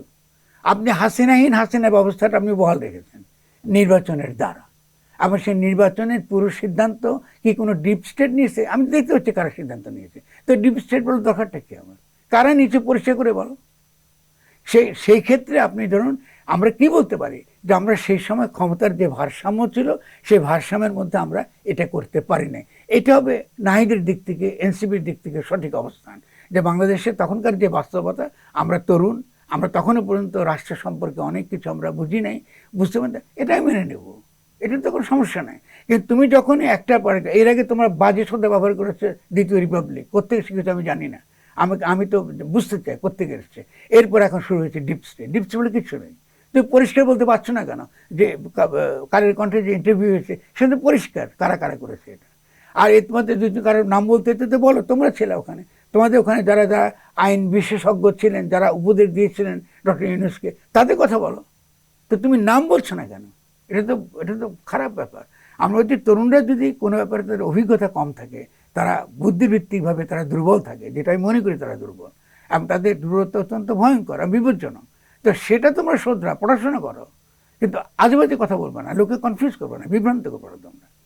হ্যাঁ ভাই, জুলাই সনদের গণভোট, গুম প্রতিরোধ এবং বিচার ব্যবস্থা সংস্কার সহ বেশ কিছু অধ্যাদেশ আইনে রূপান্তর মানে না হবার বিষয়টি যেটা আছে, যে পুরনো সেটেলমেন্টে ফিরে যাওয়ার সম্ভাবনা হিসেবে দেখছেন অনেকে। আপনার কি মনে হয়? শুরুতেই বলছিলেন না, আপনি যদি হাসিনা ব্যবস্থায় টিকিয়ে রাখেন, তর্কের খাতিরে বলছি, তাহলে তো সালাউদ্দিন ঠিকই বলছে। আপনি যদি সংবিধানকে রক্ষা করবেন বলছেন, যে সংবিধানের মধ্যে কোথায় আছে যে আপনি একটা এই কি বলে এই সংবিধান সংস্কার কমিশন বানাবেন? কোথায় আছে বলেন? আপনি কোথায় আছে যে আপনি 16টা কমিশন বানাবেন? আপনাদের সংবিধানে আছে। তাহলে বিএনপির দিক থেকে তো এটাই তো তর্ক। তো বিএনপিকে তো এই তর্ক করবার তো সুযোগ দিচ্ছেন আপনার, সুযোগ তো করে দিচ্ছি আমরা। কারণ বিএনপি কেন মানবে? আপনি যদি বিএনপি যদি মনে করে যে সে ভোটের মাধ্যমে সে ক্ষমতা আসতে পারবে এবং একটা একনায়কতান্ত্রিক, সাংবিধানিকভাবে একটা একনায়কতান্ত্রিক ক্ষমতা সে উপভোগ করতে পারবে, তো সে কেন মানবে আপনার প্রস্তাবনা? যদি সে পারে আমাকে বুঝিয়ে বলেন। আমি একটা রাজনৈতিক দল, আমি এখন ধরেন সালাউদ্দিনের ভূমিকা পালন করতেছি, ধরেন আমি যে সালাউদ্দিন জায়গায় দাঁড়িয়েছে, সালাউদ্দিন ঠিকই বলতেছে, ও কেন রাজনীতি ওর দলকে সেখানে দুর্বল করবে? ও যদি ক্ষমতা গিয়ে পারে তো পারবে। আপনি তো আপনাদের করে দিয়েছেন ওটা। আপনারা যখন এই কাজটা করছেন তখন খেয়াল ছিল না যে আপনারা এই শেখ হাসিনার সংবিধানের অধীনে এগুলো করতে পারবেন না? এটার মধ্যে কিসের জাতীয় ঐকমত্য কমিশন কোথায় আছে? কি করে পারবেন আপনি? বাংলাদেশের সংবিধানে আছে নাকি জাতীয় ঐকমত্য কমিশন করার কোনো কিছু আছে? কিছু নেই। এরপর আমি বলছি গণভোট। তো আপনি একটা উপদেষ্টা সরকার, সে কি করে গণভোট করে? আবার গণভোটটা আপনার হা না না, এটা এমন একটা জটিল করেছে, সাধারণত এটা বুঝেই নেই কিছু। গণভোট তো এভাবে হয় না। আপনি তার আগে তো জনগণকে আপনি এটা নিয়ে আলোচনা করবেন, গ্রামে গ্রামে যাবেন, জেলায় জেলায় যাবেন, ঠিক আছে, উপজেলায় যাবেন, গিয়ে জনগণকে বোঝাবেন এটা আমাদের বিষয়, এটা নিয়ে ভোট হবে, তুমি হা দিবে না না দিবে। তো আপনি ডেফিনেটলি যদি দেখুন, বিএনপিকে তো আমি সারাক্ষণ করার সমালোচনা করছি, কিন্তু এই ক্ষেত্রে আমি বলবো যে তো বিএনপি তো তার যৌক্তিক জায়গায় দাঁড়িয়েছে। আমি তো বলছি না সে সঠিক বলছে, আপনি সেটা যৌক্তিক জায়গায় দাঁড়িয়েছে। আপনি তাকে সংবিধান রক্ষা করার কথাও বলবেন, আবার আপনি যেমন তেমন করে আপনি সংস্কার করবেন, আবার আপনি গণভোট করে দেখাবেন। এটা তো এইসব জগাখিচুড়ি তো চলে না। আসছে ক্ষেত্রে আপনি যদি চাইতেন তাহলে নিঃসন্দেহে কি করতে পারতেন, আপনি তখনই একটা, ওই যেটা বিএনপি বলে, আপনি তখনই একটা বিপ্লবী সরকার করতে পারতেন, কে সময় ফেলে দিতেন। তারপর আপনি যা খুশি শুরু থেকে আপনি এই কথাটি বলছেন। এক্স্যাক্টলি, সেটা বিএনপি তাই। জি জি। আপনি তো পারেন না, আপনি তো করেন নাই। যখন আপনারা করেন নাই, আপনার সংবিধানকে আপনারা রেখেছেন, তো আপনি এইগুলা টালবাহানা করছেন কি জন্য? কত এই যে আমরা ভবিষ্যৎ দেখি নাই এবং তর্কগুলোকে আমরা খামাখা জটিল করছি, তো দক্ষতা নেই, আপনি এটা করেন নাই। আচ্ছা, এখন তারা যদি না করি, আমি যেটা বলেছি একটু আগে যে বর্তমানকার পরিস্থিতিটা কেমন, এটা প্রথমত রাজনৈতিকভাবে বৈধ নয়, এটা আইন অর্থে বৈধ নয়। তাহলে এটা কী করে টিকে আছে? ঠিক আছে ডিফ্যাক্টো, বাস্তবতার কারণে। বাস্তবতা কি? যেহেতু সেনাবাহিনী এটাকে সমর্থন করছে, তাতে কোনো কারণ নেই। কারণ তার যে বল প্রয়োগের ক্ষমতা, রাষ্ট্র টিকে থাকার বা একটা কোনো একটা ক্ষমতা টিকে থাকার যে ক্ষমতাটা, এটা তো বল প্রয়োগের উপর নির্ভর করে। ফলে সেনাবাহিনী সমর্থন করেছে, টিকে আছে। সেনাবাহিনী ইউনুসকে সমর্থন করেছে, ইউনুস সাহেব টিকে ছিল। তাহলে এই সরকার টিকে থাকবে যতক্ষণ সেনাবাহিনী সমর্থন করবে। এখন সেনাবাহিনী কেন সমর্থন করছে? যেহেতু একটা রেজিম চেঞ্জ হয়েছে এবং মার্কিন যুক্তরাষ্ট্র চায় যে এই রেজিমটা থাকুক, এবং থাকে যে চায়, এই কারণে আমরা কি দেখলাম, অদ্ভুত একটা ঘটনা দেখলাম, যে আপনি উপদেষ্টা সরকারের যিনি পররাষ্ট্রমন্ত্রী ছিলেন, সিকিউরিটি অ্যাডভাইজার ছিলেন, তিনি এখন পররাষ্ট্রমন্ত্রী হয়ে গেছেন নির্বাচিত সরকারের, টেকনিক্যাল। এটা তো ইলিগাল। কিন্তু আগে বিএনপি তো আমরা যতটুকু দেখছি তার অপসারণের দাবি করেছিল তিনি যখন। তাহলে আপনি এই যে অদ্ভুত ঘটনাগুলো আপনি ঘটতে দিয়েছেন, তাহলে খলিলুর রহমান কি করে, আপনার বিএনপিকে জিজ্ঞাসা করি, কি করে আপনাদের এই পররাষ্ট্রমন্ত্রী হয়? এর যুক্তিটা কি? তাহলে আপনি যে, আমি কথা আমরা তো এরকম এইভাবে তো জগা খিচুড়ি ভাবে তো রাষ্ট্র চালাতে পারি না। আমরা যদি মনে করি যে জনগণ এগুলো কিছু দেখছে না, কিছু বুঝতেছে না, এটা তো ঠিক নয়। এটা ডেফিনেটলি এটা করে। তার মানে আমি যে কথাটা বলছি যে এটা মার্কিন যুক্তরাষ্ট্রের একটা রেজিম চেঞ্জ হয়েছে 8 তারিখে, তারই কন্টিনিউশন চলছে। এখন এই কন্টিনিউশন আপনি চালান। এখন এই সরকার যখন এসছে, এই সরকার তখন অবভিয়াসলি রেজিম চেঞ্জের একটা কন্টিনিউটি, আর তো কিছু নয়। এবং ডক্টর ইউনূস যখন ইংল্যান্ডে যান, তারেকের সঙ্গে কথা বলেন, তার মানে এটাও একটা অ্যারেঞ্জমেন্ট ছিল রেজিম চেঞ্জের, খুব পরিষ্কার। আপনি গিয়ে আপনি নিয়ে এসছেন, দেখা গেল তাহলে পুরো ব্যাপারটাই একটা আলাপ আলোচনার মধ্যে ঘটেছে। তো এখান থেকে ডিপ স্টেট তো কিছু দেখছি না। আমি দেখতে পাচ্ছি যে মার্কিন যুক্তরাষ্ট্র সাম্রাজ্যবাদ সে ইন্টারভিন করছে আমার রাষ্ট্রের অভ্যন্তরে, আমার পলিটিক্যাল রূপান্তরের ক্ষেত্রে সে সরাসরি হস্তক্ষেপ করছে, এবং সে হস্তক্ষেপের ক্ষেত্রে আমাদের সেনাবাহিনী সেখানে সমর্থন দিচ্ছে। হস্তক্ষেপের ক্ষেত্রে আমাদের যে এখন যিনি প্রেসিডেন্ট, হাসিনা আমাদের যে প্রেসিডেন্ট, তিনি এখানে সমর্থন দিচ্ছে, সেই ক্ষেত্রে বিএনপি সমর্থন দিচ্ছে। খুব সিম্পল। তাহলে আমাদের লড়াইটা কি? আমাদের লড়াইটা যদি আমরা এখানে গণতন্ত্র যদি কায়েম করতে চাই, তাহলে লড়াইটা বাংলাদেশের জনগণ বনাম মার্কিন সাম্রাজ্যবাদ। ব্যাপারটা খুব সিম্পল। আর এর আগে কি ছিল? আমরা দেখতাম যে ভারতীয় আধিপত্যবাদ আছে, তার পাশে আছে, তো ভারতীয় আধিপত্য চলে যায় না। কিন্তু খেয়াল করেন, আপনি খালি ভারতীয় আধিপত্যবাদের কথা বলতেছেন, কিন্তু মার্কিন সাম্রাজ্যবাদের কথা বলছেন না। আপনি যদি বলেন যে ঠিক আছে, আমাকে ভারতকে মোকাবেলা করার জন্য মার্কিন যুক্তরাষ্ট্রের সঙ্গে সম্পর্ক থাকবে, অসুবিধা নাই, তার সে সম্পর্কের চরিত্র কী হবে আমাকে বলেন, আমি তো আপত্তি করছি না। তাহলে মার্কিন যুক্তরাষ্ট্রের সঙ্গে আপনার সম্পর্কের ধরনটা কী হবে? ও ডিকটেশন দিবে। মার্কিন এম্বাসি বসে বসে আপনাকে বলবে, আপনি তাই করবেন? নাকি আপনি বসে বলবেন যে আমার বাংলাদেশ ঠিক আছে, আমি মানলাম, ওটা আমার দরকার আছে, তোমার ওখানে আমি এক্সপোর্ট করতে দিচ্ছি, আমার পোশাক নির্দেশ, আমি অর্থনীতিকে রক্ষা করতে, তোমার সঙ্গে আমার একটা কম্প্রোমাইজ করা আপোষের দরকার আছে। তো আপনি তখন কী করবেন? আপনি গিয়ে ট্রাম্পের কাছে গিয়ে আপনি এই ট্যারিফ কমাবার জন্য এরকম একটা চুক্তি করে আসবেন? এটা তো ইস্যু। তাহলে আমরা তো ইস্যুটাকে তো গুছিয়ে আনি। কিংবা মার্কিন যুক্তরাষ্ট্র বলতেছে যে তুমি আসো, আমাদের স্টেবিলাইজেশন ফোর্স, যেটা খলিল যেটা নেগোশিয়েট করেছেন, যে স্টেবিলাইজেশন ফোর্স পাঠাও মার্কিন বাংলাদেশের সেনাবাহিনী। তো বাংলাদেশের সেনাবাহিনীর মধ্যে যারা যাদের বিরুদ্ধে এই গুমের অভিযোগ আছে, আইনে ঘরের অভিযোগ আছে, আপনি তাদেরকে ধরে আপনি এখন গাজায় পাঠাবেন যে তারা গিয়ে আপনার গাজায় পাহারা দিবে? এই যে ইহুদি এবং আমেরিকানরা মিলে যে ধুলায় মিশিয়ে দিল যে গাজাকে, সেই গাজাকে এখন মার্কিন যুক্তরাষ্ট্রের স্বার্থ রক্ষা করার জন্য তারা ওখানে যাবে, তারা গিয়ে ওরা এটা রক্ষা করবে? এটা কি এটাই কি আমরা চাইছি? তো সেটা আমাদের কিছু বলার নাই, এটাই তো ঘটতেছে চোখের সামনে দেখতে পাচ্ছি। তাহলে আপনি কি করে আমাকে বলেন কোন আইনে খলিলুর রহমান এর আগের যিনি উপদেষ্টা সরকারের যিনি উপদেষ্টা ছিলেন, তিনি কি করে পররাষ্ট্রমন্ত্রী হলেন এই সরকারের আমলে? এবং তিনি কি আদৌ বাংলাদেশের নাগরিক? আরো আমি বলি, আপনি আলী রিয়াজ কি বাংলাদেশের নাগরিক? না। আচ্ছা, যদি তিনি বাংলাদেশের নাগরিক না হয়ে থাকেন, আপনি কি করে একটা বিদেশি নাগরিককে দায়িত্ব দিয়েছেন বাংলাদেশের সংবিধান সম্পর্কে সংস্কার করবার কমিশনের প্রধান হিসেবে? আমাকে উত্তর দিন।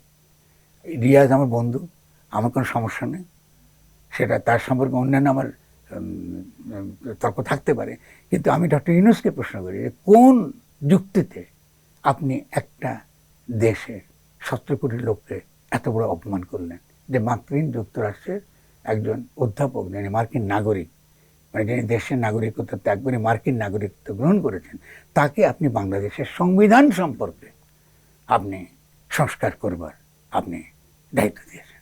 এক্ষেত্রে কি ভাইয়া বলছেন যে অন্তর্বর্তী সরকার অর্থাৎ ডক্টর ইউনূস দেশ জাতিকে একটা গভীর সংকটে ফেলে দিয়ে গেছেন? সেটা তো জনগণ বলুক, এটা তো একটা আপনি সিদ্ধান্তে চলে গেছেন। আমি তো পুরো ব্যাপারটা বলতেছি, আপনি বাস্তবতা বলছেন। আপনি তিনি সংকটের কথা বলে আরো মেলা কথা বলতে হবে, ডেফিনেটলি সংকট, কারণ তুমি তো সংকটে তিনি অ্যাড্রেসই করেননি, ওতে কোনো সংকটে অ্যাড্রেস করেন। তার মধ্যে আপনি যে মাজার ভাঙ্গা, আপনি এর প্রতি আপনি গ্রেফতার করা, অন্যায়ভাবে আপনার এই যে বিভিন্ন রকম মব সৃষ্টি করা, কিছু পুলিশ সংস্কার কিছু হয়নি। তা সেটা আমি তো ওই ফিরিস্তি নিয়ে আমি এখন বলবো না। কথা হচ্ছে যে আমার প্রথম প্রশ্নটা হচ্ছে এই যেগুলো লজিক্যাল, যেগুলো যুক্তিসঙ্গত যে প্রশ্নগুলো, সেই প্রশ্নগুলো আমি তোলার চেষ্টা করছি। আপনি বাংলাদেশে প্রথমত কোনো ডিপ স্টেট নাই। বাংলাদেশে যারা এই পরিস্থিতিটা বদলেছেন তাদেরকে আমরা চিনি, এবং তারা যাদের নির্দেশে এটা করেছেন সেই সাম্রাজ্যবাদী শক্তিকে আমরা চিনি। এটা হচ্ছে আমাদের দেশের বাস্তবতা। এখন এই বাস্তবতা থেকে কি আমরা অতিক্রম করতে পারবো? হ্যাঁ, অবশ্যই পারবো। যদি করতে চাই তাহলে আমাদেরকে খোলা মনে কথা বলতে হবে। যদি আজকে বিএনপি বলে ভাই আমরা তো একটা ভূরাজনৈতিক যে সকল নিয়ম, যে জাঁতাকল, এই জাঁতাকলের মধ্যে আমরা আছি, এখান থেকে তো আমরা ইচ্ছে করলে বেরোতে পারবো না। তো এর মধ্যে কি কোনো পথ আছে আমাদের বেরোবো? আমি মনে করি যে আছে, অবশ্যই আছে। আর মার্কিন যুক্তরাষ্ট্রকে অ্যান্টাগোনাইজ না করেও মার্কিন জনগণের সঙ্গে সম্পর্ক তৈরি করা অবশ্যই আছে, ঠিক আছে না? আপনি তো ট্রাম্পের যে ট্যারিফ, সেটা তো আপনি মার্কিন যুক্তরাষ্ট্রের আদালতে এটা বলেছে, এটা পারেন না তিনি করতে। পরে সুযোগ দিয়ে নেই তা তো না, বহু সুযোগ আছে। প্রশ্ন হচ্ছে যে আপনি জনগণের পক্ষে সেই সুযোগ আপনি নেবেন কিনা। সেই ক্ষেত্রে ডক্টর ইউনূস এবং বিএনপি উভয়ই জনগণের পক্ষে সেই সুযোগ নেন নাই ডক্টর ইউনূস, এবং বিএনপি সেটা নিতে চায় না। ফলে বাইরের শক্তির সমর্থনে তারা ক্ষমতায় থাকতে চাইছেন। এটি হচ্ছে সমস্যার জায়গা। তো সেই সমস্যার জায়গাতে থাকতে যদি তারা চান তো তারা থাকবেন, আমার তো কিছু বলার নাই।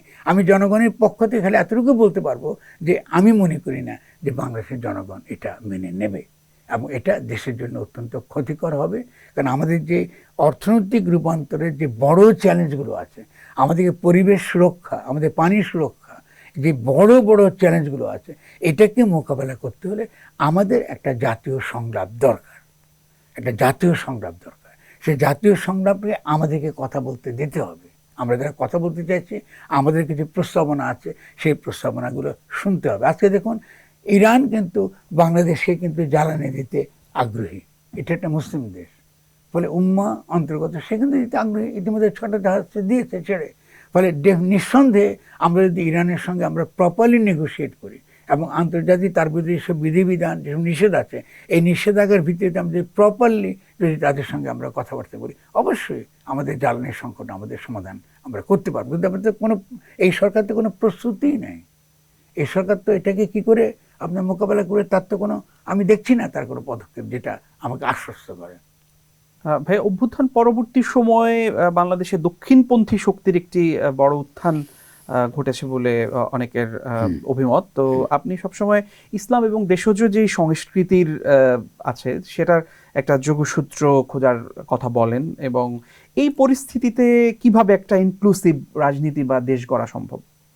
আচ্ছা, প্রথমত হলো যে বাংলাদেশের যে একটা, আমি এভাবে বলি, আমার ভাষাটা একটু ভিন্ন রকম, আমি এভাবে বলি যে সবসময় যে সেকুলার ফ্যাসিজমের পতনের পরে ধর্মীয় ফ্যাসিজমটা অনিবার্যভাবে আসতো। আমার লেখাতে দেখবেন বারবারই বলেছে, ওটা হাসিনের সময় থেকে বলেছে, হাসির সময় থেকে আমি বলেছি। জি জি।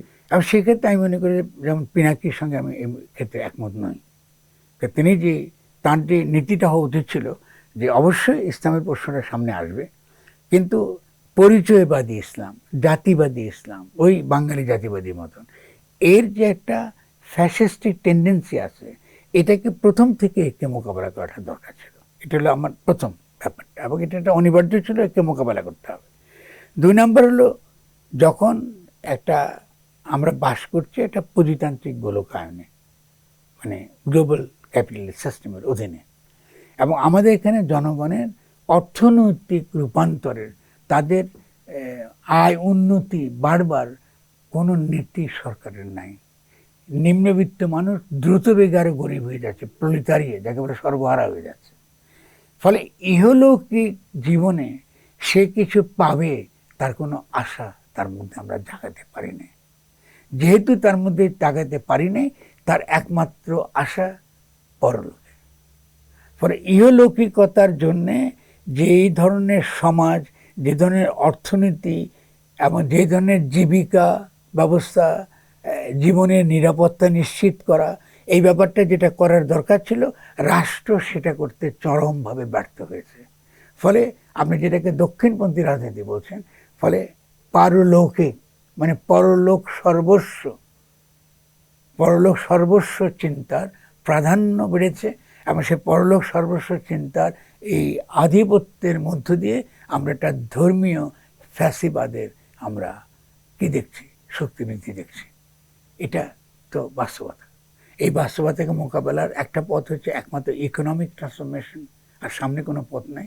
দ্বিতীয়ত হচ্ছে ইডিওলজিক্যাল বা কালচারাল ভাবে মোকাবেলা করা। তো মতাদর্শিক এবং সাংস্কৃতিক মোকাবেলা আমি তো করছি।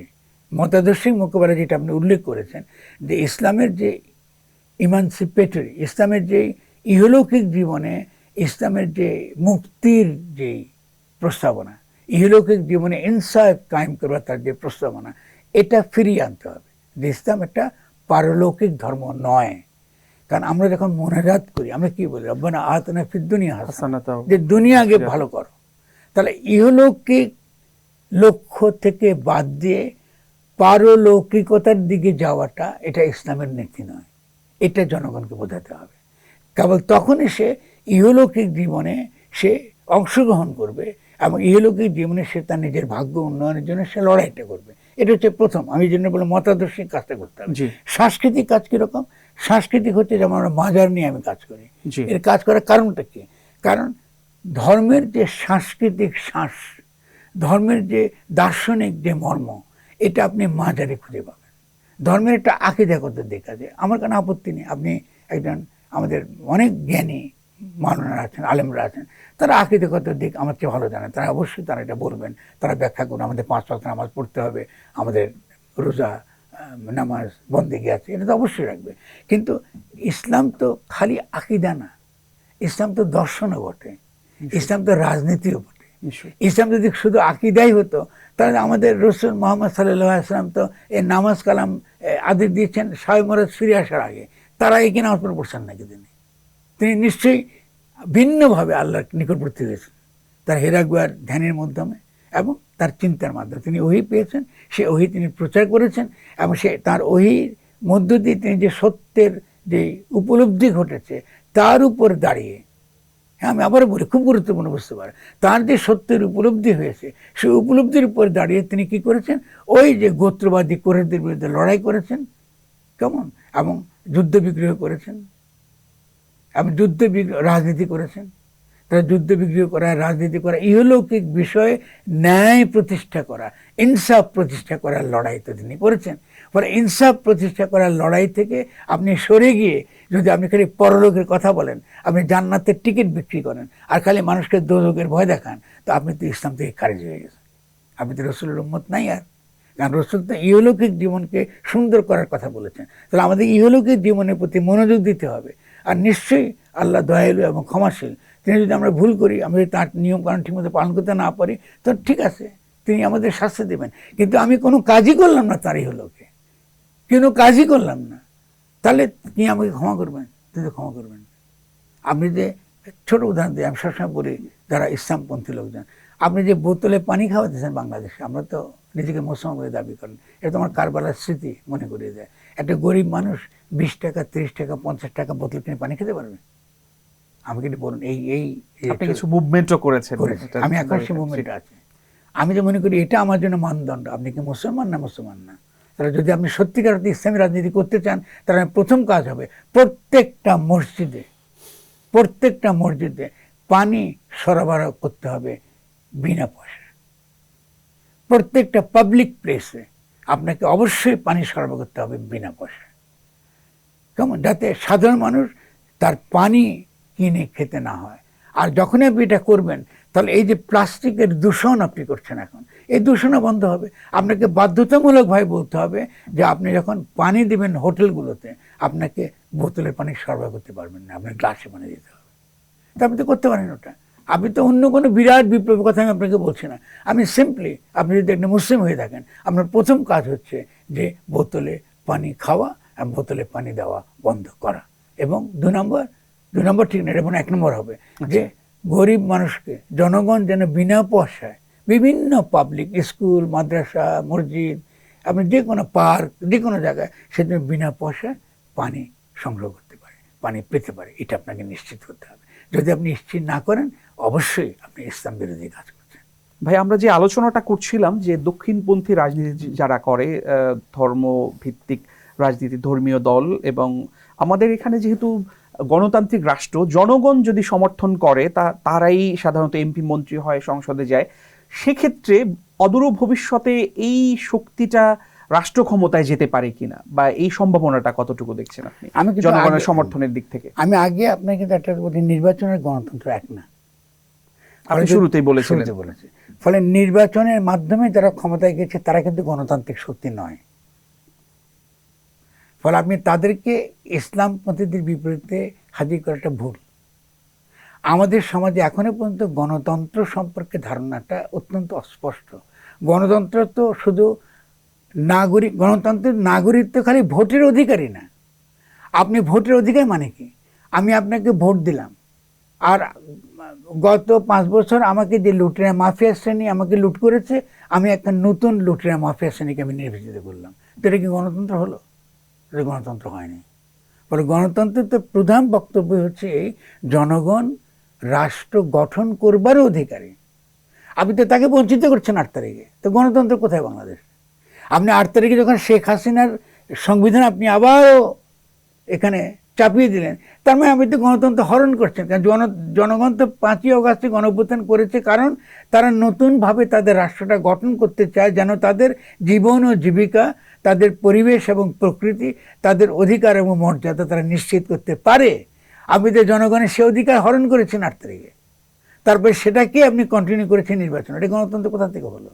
ফলে সেই জন্য আমি বলবো যে এখন এই বর্তমান পরিস্থিতির মধ্যে আপনি যে প্রশ্নটা আগে তুলেছেন যে ইসলামী রাজনীতি সঠিক, এটা কি করে বুঝবো? যদি সে পানি নিয়ে অবস্থান নেয়, যদি সে জীবিকা নিয়ে কথা বলে। আপনি জীবিকার কথা বলছেন না। যদি সে বিষ বন্ধ করার কথাবার্তা বলে, সে নাম বললে তো ইসলাম না সে। ফলে এগুলো তো ফ্যাসিস্ট শক্তি। আমি ধর্ম লেবাস পড়েছে। সেকুলারিজম কি খারাপ?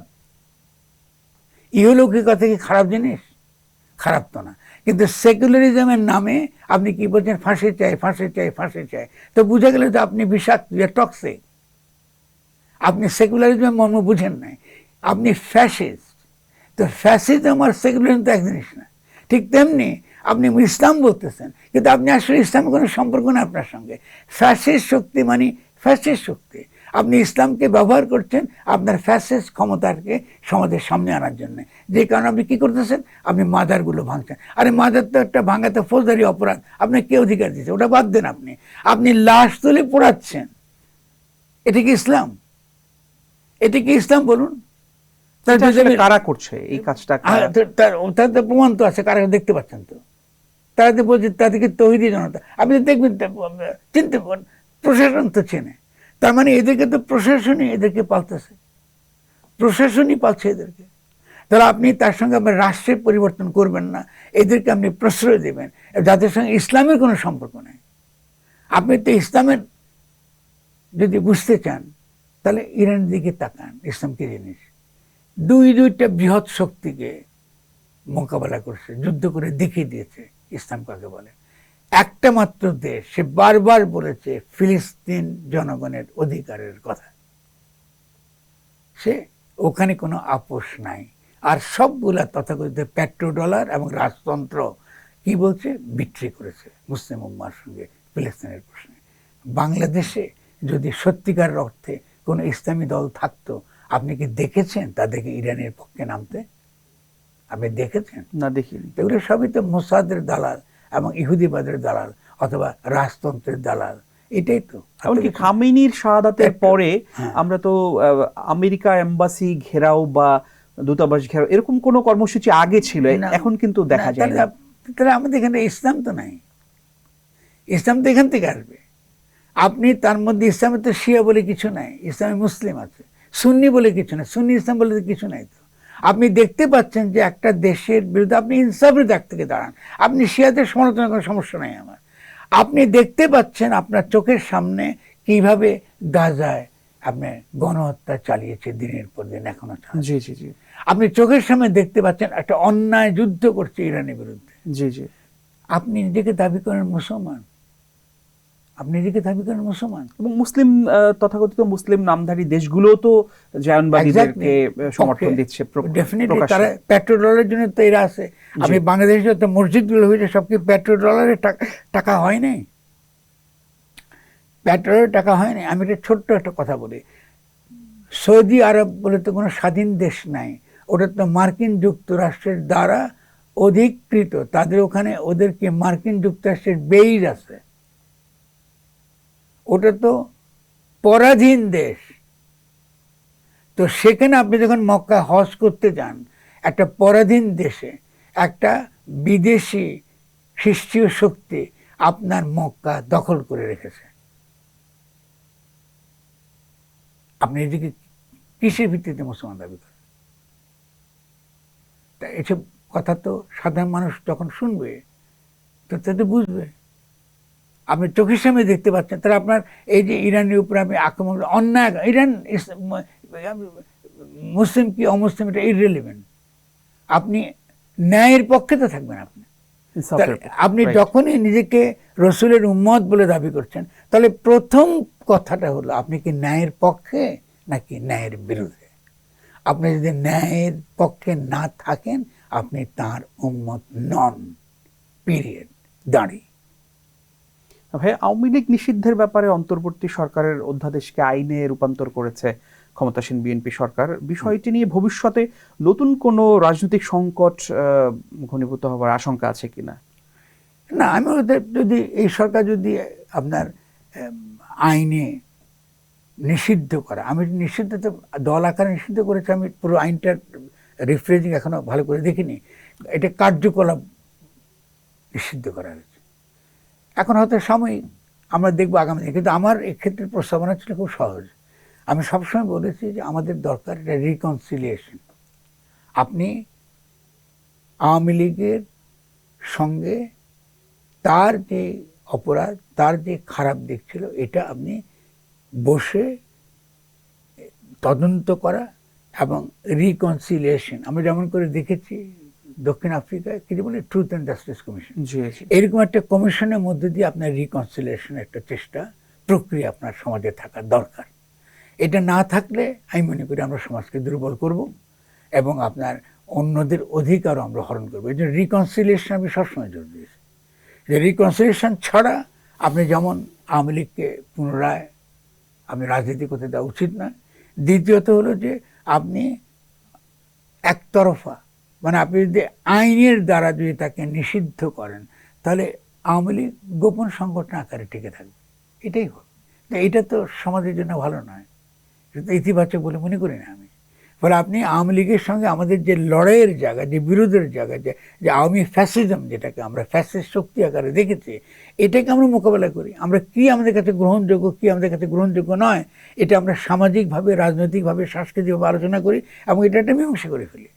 ভাই 2017 সালে আপনাকে অপহরণের পরে গুম করা হয় এবং তখনকার স্বরাষ্ট্রমন্ত্রী, আমার যতটুকু মনে পড়ে, বলেছিল যে আপনাকে মানে বর্ডারের উপারে নিয়ে যাওয়ার চেষ্টা করা হয়েছিল এবং সেটা হলে আপনাকে রক্ষা করা কঠিন হয়ে যেত। তো কেন আপনাকে গুম করা হয়েছে এবং কারা করেছিল আসলে?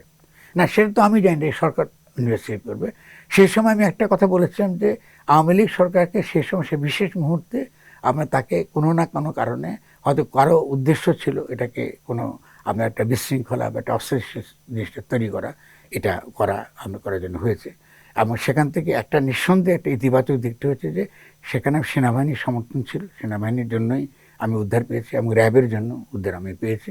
তো সেটা পরবর্তীকালে যেসব, যাদের ভূমিকাটা অত্যন্ত নেতিবাচক ছিল, সেটা আমাদের ডিবি, পুলিশ এদের মধ্যে ছিল। ফলে এটা অতি উৎসাহী কিছু ব্যক্তি ছিল তার পেছনে। তো সেটা তো আপনার রয়েছে, এই হলো, দেশে তো আপনার তদন্ত করলে এটা বেরিয়ে আসবে। ভাই, তরুণ প্রজন্মের মধ্যে এখন যে ধরনের রাজনৈতিক সচেতনতা দেখা যাচ্ছে জুলাই উত্তর পরবর্তী সময়, তা নিয়ে আপনি কতটা আশাবাদী? এবং যে কাঙ্ক্ষিত নতুন বাংলাদেশের কথা আমরা বলি, শহীদের মানে জুলাই অভ্যুত্থান, জুলাইয়ের আকাঙ্ক্ষা এবং মূল্যবোধের কথা বলি, সেই নতুন সমাজ গঠনে তারা কতটুকু প্রস্তুত আসলে? না, নতুন সমাজ না, প্রথমত রাষ্ট্র ধারণাটা তাদের কাছে এখনো অস্পষ্ট, তরুণরা নাম্বার। আমি বারবার একটা কথা বলেছি, তাদের মধ্যে পড়াশোনা এবং ইতিহাসের অভিজ্ঞতা থেকে শেখা চেষ্টা কম, প্রয়াস কম। এটা আমার কাছে বিপজ্জনক মনে হয়। এবং আমি মনে করি তারা যে সকল তর্ক এবং প্রশ্নগুলো তুলছেন, এই তর্ক এবং এই প্রশ্নগুলো সঠিকভাবে তারা তুলতে পারছেন না, যেটা একটু আগে আমরা আলোচনা করি। জি জি জি। এবং এই প্রসঙ্গে জানতে চাওয়া যে গণ অভ্যুত্থান বা বিপ্লবের কথা যে বলা হয়, যে সেটাকে পূর্ণতা দিতে গেলে কি চিন্তা, দর্শনের লড়াই, নাকি রাজপথের লড়াই, নাকি দুটোই গুরুত্বপূর্ণ? না, আমি তো এইভাবে তো মেকানিকে তুমি আলাদা করতে পারবে না। জি জি আপনি ভোল্টেয়ার না হলে ফরাসি বিপ্লব হতো না। যেমন ধরুন, জি আপনি আজকে যে টমাস হবস কি, লক কি, আপনার ধরুন আজকে হেগেল কি, মার্কস, এরা না হলে পাশ্চাত্যের রূপান্তর হতো না। ফলে আপনি সমাজের চিন্তার মৌলিক রূপান্তর না ঘটলে রাষ্ট্রের চরিত্রে তার কোনো প্রতিফলন ঘটে না, এটা পরিষ্কার, সব তো জানি। ফলে আমাদের সমাজের মধ্যে বিভিন্ন বিষয় নিয়ে আমাদের চিন্তা, তর্ক এবং এক ধরনের আমরা বলবো যে চিন্তার যে একটা শক্তি, এই শক্তিটা আমাদেরকে বোঝার প্রয়োজন রয়েছে এবং তাকে বাস্তবায়ন করারও যে পদ্ধতি এবং অভিজ্ঞতা অন্যান্য দেশে আছে, সেখান থেকে শেখার বিষয় আছে। আমি এইভাবে দেখি। কারণ আপনি দেখুন, আমরা যারা নিজেদেরকে মার্কসের অনুসারী বলে মনে করি, জি জি জি, আমরা কখনো তত্ত্ব এবং তথাকথিত মাঠের এটাকে আমরা আলাদা করি না। আচ্ছা আচ্ছা। কারণ আপনি তত্ত্ব ছাড়া যেমন রাজনীতি নেই, তেমনি আবার মাঠের কাজ ছাড়া তো তত্ত্ব দ্বারা কাজ হবে না। কিন্তু মার্কস একটা মজার কথা বলেছেন। মার্কস বলেছিলেন যে তত্ত্ব যেমন জনগণের জন্য লেখা হয়, জনগণকেও তত্ত্বের দিকে আসতে হয়। ফলে জনগণেরও কিন্তু চিন্তার বিকাশ প্রয়োজন। চিন্তার বিকাশটার জন্য যেমন আমরা এখন যে কথাটা বলছি, এটা কিন্তু চিন্তার বিকাশের ক্ষেত্রে আপনি অবদান রাখছেন। ফলে জনগণকে নতুন করে চিন্তা করবার তার যে শক্তি, তার যে হিম্মত, এটা তৈরি না করলে তো কোনো গণতান্ত্রিক রূপান্তর তো ইম্পসিবল। আপনি তো চিন্তার ক্ষেত্রে তো আগে আপনার স্বচ্ছ হতে হবে। আপনি যেটা বাস্তবায়ন করতে চান, তো চিন্তা আগে ধরা দেবে, তারপর তো আমার তত্ত্বে যাবে। কিন্তু অনেকে কি বলে, অনেকে ঘোড়ার আগে গাড়ি জুড়ে দিতে চায়। তো ঘোড়ার আগে গাড়ি জুড়ে দিতে তো হবে না। আপনি তো কেমন, আপনি যে ঘোড়াটা চালাবে, সে ঘোড়াটাকে তৈরি করেন না আগে, সে তো তত্ত্বের জায়গায় তৈরি হবে, তারপর তো গাড়ি টানতে পারবে। জি জি জি। ভাইয়া, বাংলাদেশের সঙ্গে ভারতের দীর্ঘদিনের যে আগ্রাসী এবং একপক্ষীয় সম্পর্ক ছিল বলে মনে করা হয়। জুলাই পরবর্তী বাংলাদেশে সেই সম্পর্কের নতুন সমীকরণ কেমন হওয়া উচিত, যেহেতু আমাদের জুলাই গণহত্যার মামলার প্রধান আসামি থেকে শুরু করে অনেক অপরাধীরাই সেখানে আশ্রয় পায় এবং তাদেরকে আশ্রয় দেওয়া হয় বলে মনে করা হয়। তো এই ক্ষেত্রে সম্পর্কের সমীকরণটা এ সময়ে কেমন হওয়া উচিত? না দেখুন, প্রথমত যদি ভারতের সঙ্গে আমাদের সম্পর্ক কথাটা আমি বিমূর্ত হবে বললে হবে না। আপনাকে সম্পর্কে দেখতে হবে তার কানেক্টিভিটির ক্ষেত্রে, ব্যবসার ক্ষেত্রে, সমস্ত ক্ষেত্রে। ভারত কাছে বাংলাদেশ একটা বাজার, নিছক একটা বাজার, তার পণ্যের বাজার। ফলে ভারতের সঙ্গে আমরা সেই অর্থনৈতিক সম্পর্কের চরিত্রটা শুধু যে আধিপত্যবাদী তা নয়, এটা একই সঙ্গে সে বাজার আকারে রাখতে চায়, এই সম্পর্কে তো রূপান্তর হতেই হবে, কোনো সন্দেহ নাই। দ্বিতীয়ত হলো যে ভারতের যে হিন্দুত্ববাদের যে উত্থান এবং তার সঙ্গে সঙ্গে সে যেভাবে এই ভোটাধিকার থেকে বঞ্চিত করার জন্যে তার যে উদ্যোগ, তার মানে সে অলরেডি যে মডেলটা ফলো করছে, তার যে বিশেষ যে বিজেপি মডেল, এটাকে অনেকে বলে ওয়েস্ট ব্যাংক মডেলের মতো, মানে এটা হলো একটা ওই ইসরায়েলি মডেলের মতো। মানে আপনি একটা ভারত হিন্দুত্ববাদী রাষ্ট্র বানাতে চান যেটা হোমোজেনিয়াস, এটারও তার ভারতের দিক থেকে এই হিন্দুত্ববাদটা এইভাবে হাজির হচ্ছে, যেটা আমাদের জন্য বিপজ্জনক। ফলে তার সঙ্গে আমার ইডিওলজিক্যাল এবং কালচারাল লড়াই আছে, কোনো সন্দেহ নেই। কিন্তু একই সঙ্গে আমার অর্থনৈতিক সম্পর্কের ক্ষেত্রেও তার সঙ্গে আমার সম্পর্ক অত্যন্ত বৈষম্যমূলক। এটা তো কমাতেই হবে, এটা তো কোনো আপনার। কিন্তু ভারত বেষ্টিত বাংলাদেশের মানে ভারতীয় আগ্রাসনের কথা বলা হয় এবং সেটা অব্যাহত আছে। সীমান্তে কিছুদিন আগেও হত্যা করেছে তারা।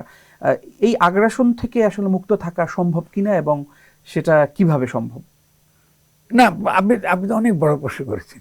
আপনি যদি মুক্ত থাকতে চান তাহলে তো অবশ্যই আপনার সামরিক শক্তি দরকার, আপনার জাতীয় প্রতিরক্ষা ব্যবস্থা শক্তিশালী দরকার, কিন্তু সবার আগে দরকার আপনার অর্থনৈতিক শক্তি।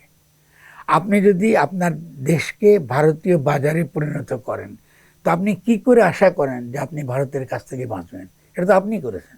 কানেক্টিভিটি বা চুক্তি তো আপনিই করেছেন, এটা তো ভারত তো করে দেয়নি। আপনি তো বলেন না যে আপনি করতে হবে বা তুমি করবো না, আমি কালকে তোমাকে আগ্রাসন, আমি তোমার উপর দখল করে নিচ্ছি তোমার দেশ, এটা তো ভারত তো বলছে না। আপনি তো এর আগের যে ক্ষমতাসীনরা যারা ছিল তারা তো ক্ষমতায় থাকার জন্য এই চুক্তিগুলো করেছে।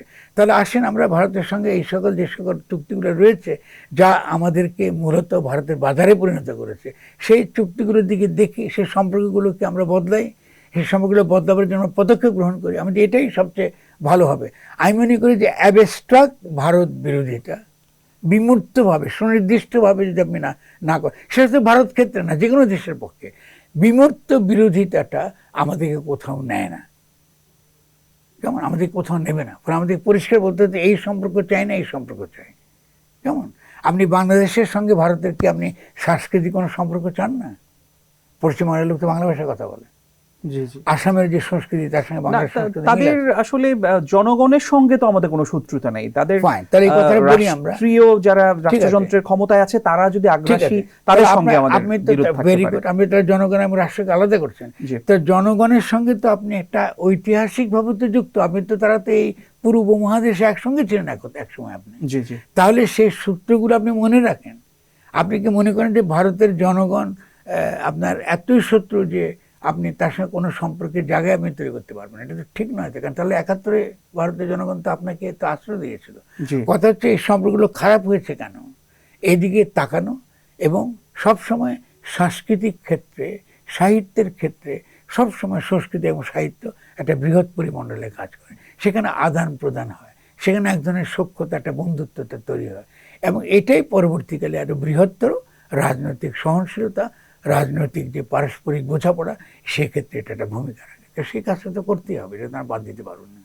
ভাইয়া, বদরুদ্দিন ওমর বলেছেন যে দেশের প্রচলিত যে মুক্তিযুদ্ধের ইতিহাস এবং বয়ান আছে তার ৮০ ভাগই মিথ্যা এবং কল্পকাহিনী।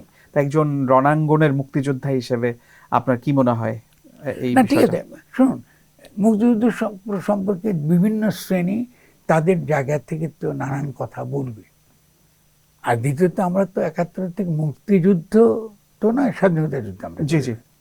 তো সেই স্বাধীনতা যুদ্ধের তো ইতিবাচক দিকও আছে। যেসব কাহিনীগুলো অর্থাৎ মুশারফ যেটা বলেছেন আমি একমত, কিন্তু এটাকে যদি আপনি একদম একতরফা যদি একেবারে ফেলে দেন, এটাতে আমি খুব একটা মনে করি যে এটা তো ঠিক নয়। কারণ মুক্তিযুদ্ধে অনেকেই যারা সরাসরি অংশগ্রহণ করেছেন তাদের অনেকগুলো তথ্যই তো একেবারে মিথ্যা তো বলা তো উচিত না। আমরা একমত হতে না পারি, আমাদের ধরেন মতাদর্শিক বিরোধ থাকতে পারে, কিন্তু সব ক্ষেত্রে কি আমরা বলতে পারি যে তাদের গল্প সব মিথ্যা হয় না? ভাই, ইরান প্রসঙ্গে একটু আলোচনা করব। ইরানি জনগণের নেতৃত্বে যে তার যুদ্ধে যে প্রতিরোধ গড়ে উঠেছে ইসরায়েল এবং আমেরিকার সঙ্গে, যুদ্ধটা কেবল ইরানের নয়, ইরান রাষ্ট্রগণের একটি বৈশ্বিক যে অন্যায় ব্যবস্থাকে চ্যালেঞ্জ করছে কিনা? অবশ্যই ইরান সারা পৃথিবীর মজলুম জনগণের প্রতিনিধি হিসেবে এই যুদ্ধটা করছে। ফলে আপনি শুধু তাই নয়, ইরানের যে নৈতিক যে অবস্থান ফিলিস্তিনি জনগণের পক্ষে এবং একই সঙ্গে সঙ্গে বৃহত্তর মুসলিম উম্মার পক্ষে তার যে অবস্থান, আমরা ভুলে যাওয়া উচিত না যে ইরান 1979 সালে একটা বিপ্লবের মধ্য দিয়ে সরকার প্রতিষ্ঠিত হয়েছে। কেমন? ফলে ইসলামী ইরানি বিপ্লব। পারস্য সভ্যতা অত্যন্ত প্রাচীন একটি সভ্যতা। ট্রাম্প যখন বলে যে এই সভ্যতাকে আজকে এই সভ্যতার ধ্বংস হবে, এই যে বলতে পারাটা, এই যে ভয়াবহ একটা কথা ট্রাম্প বলতে পেরেছে এবং তার বিপরীতে দাঁড়িয়ে এই ইরানি জনগণ এটাকে প্রতিরোধ করেছে, এটা তো অসম্ভব ঘটনা। এটা তো অত্যন্ত গুরুত্বপূর্ণ ঐতিহাসিক ঘটনা। এবং সেই ক্ষেত্রে ইরানি জনগণের পক্ষে আমাদের অবশ্যই হাস্যভাগ নিঃশর্তে তাদের পক্ষে থাকা উচিত। কারণ আমরা ইরানি জনগণের এই লড়াইয়ের মধ্য দিয়ে ভূরাজনৈতিক যে পরিবর্তনটা ঘটতে যাচ্ছে সারা পৃথিবীতে, তার ইতিবাচক ফল কিন্তু আমরাও ভোগ করব। জি। আর দ্বিতীয়ত হচ্ছে যে এখানে যারা একটু আগে আমরা আলোচনা করেছি, যারা এখানে ফতোয়া দেয় যে ওরা শিয়া, পরে তাদেরকে সাপোর্ট করা উচিত না, ইসলামী শিয়া ইসলাম বলে কোনো ইসলাম নাই, ইসলামের সুন্নি ইসলাম বলে কোনো ইসলাম নেই। কেমন? ফলে ইরানের যে ইন্টারপ্রিটেশন, ওরা ইসলামের যে অনুসরণটা করে সেটার ভিত্তিতে এমন কোনো বিরাট কোনো ফারাক নাই যাতে আপনি এই শিয়া সুন্নির মধ্যে আমাদের বিভাজনটা বিরাট করে আমাদেরকে আনতে হবে। এবং যে বিভাজনটা আরব এবং অনারবের মধ্যে শুরু হয়েছে, সেই অর্থে কিন্তু বিভাজনটা আরব এবং বাংলাদেশের সঙ্গে আছে। আচ্ছা আচ্ছা, ঠিক আছে না? বাংলাদেশে আমরা যে সংস্কৃতিটা ইম্পোজ করি বাংলাদেশের জনগণের উপর, এটা তো আমাদের সংস্কৃতির উপর আগ্রাসন না? অবশ্যই। আমি তো মরুভূমির পোশাক পরার তো দরকার নাই, আমার তো এটা ট্রপিক্যাল দেশ, এখানে তো খালি গায়ে আমরা হাঁটতাম, আমরা একটা কাপড় পরে লেংটি পরে আমাদের এখানে আমরা চলতে পারি, আমাদের তো সেই সমস্যাটা ট্রপিক্যাল হয়ে যাচ্ছে, আরব না। তা আপনি আরবদের সংস্কৃতি আপনি চাপিয়ে দিচ্ছেন। তো আরবরা তো খারাপ কিছু নয়, আরবদের সংস্কৃতি থাকতে পারে, আমি গ্রহণ করবো যেটা ভালো লাগে আমার, কিন্তু ওটাই ইসলামের সংস্কৃতি, এটা তো গ্রহণ, এটা তো কি, এটা কেন মানবো? আমরা কি অমুসলমান নাকি? বাংলাদেশের ইতিহাস তো ইসলামের ইতিহাস। বাংলাদেশ কি ইসলামকে হাওয়া থেকে এসছে নাকি? এটা তো ইসলামের ইতিহাস। ফলে বাংলাদেশেও তো ইসলামের একটা বিশেষ রূপ বাংলাদেশে গড়ে উঠবে স্বভাবতই। এটা তো আরবের মতো হবে না, এটা ইরানের মতো হবে না, এটা তুরানের মতো হবে না, বা তুর্কির মতো হবে না। তার নিজস্ব একটা রূপ থাকবে। সেই নিজস্ব রূপটা যে জনগোষ্ঠী হারায়, যে জনগোষ্ঠী তার নিজস্ব রূপকে অস্বীকার করে, তার সেই জনগোষ্ঠীতে কোনো ভবিষ্যৎ নাই। আমরা তো আরব নই, আপনি আমাদের আরব বানাতে যান কেন? আমরা ইসলাম, অবশ্যই ইসলাম আমাদের গুরুত্বপূর্ণ ইস্যু। তো সেই জন্য সেই জায়গায় দাঁড়িয়ে আমাদেরকে বুঝতে হবে যে ইরানের লড়াইটা ওই জায়গায় না, ইরানটা একটা ন্যায়ের পক্ষে সে লড়ছে, একটা অন্যায় যুদ্ধ সে প্রতিরোধ করছে, মানে ইরান প্রতিরোধের যুদ্ধের নেতৃত্ব দিচ্ছে। ইরান তো আগ্রাসী না, সে তো অন্য কোনো দেশ আক্রমণ করতে যায় না।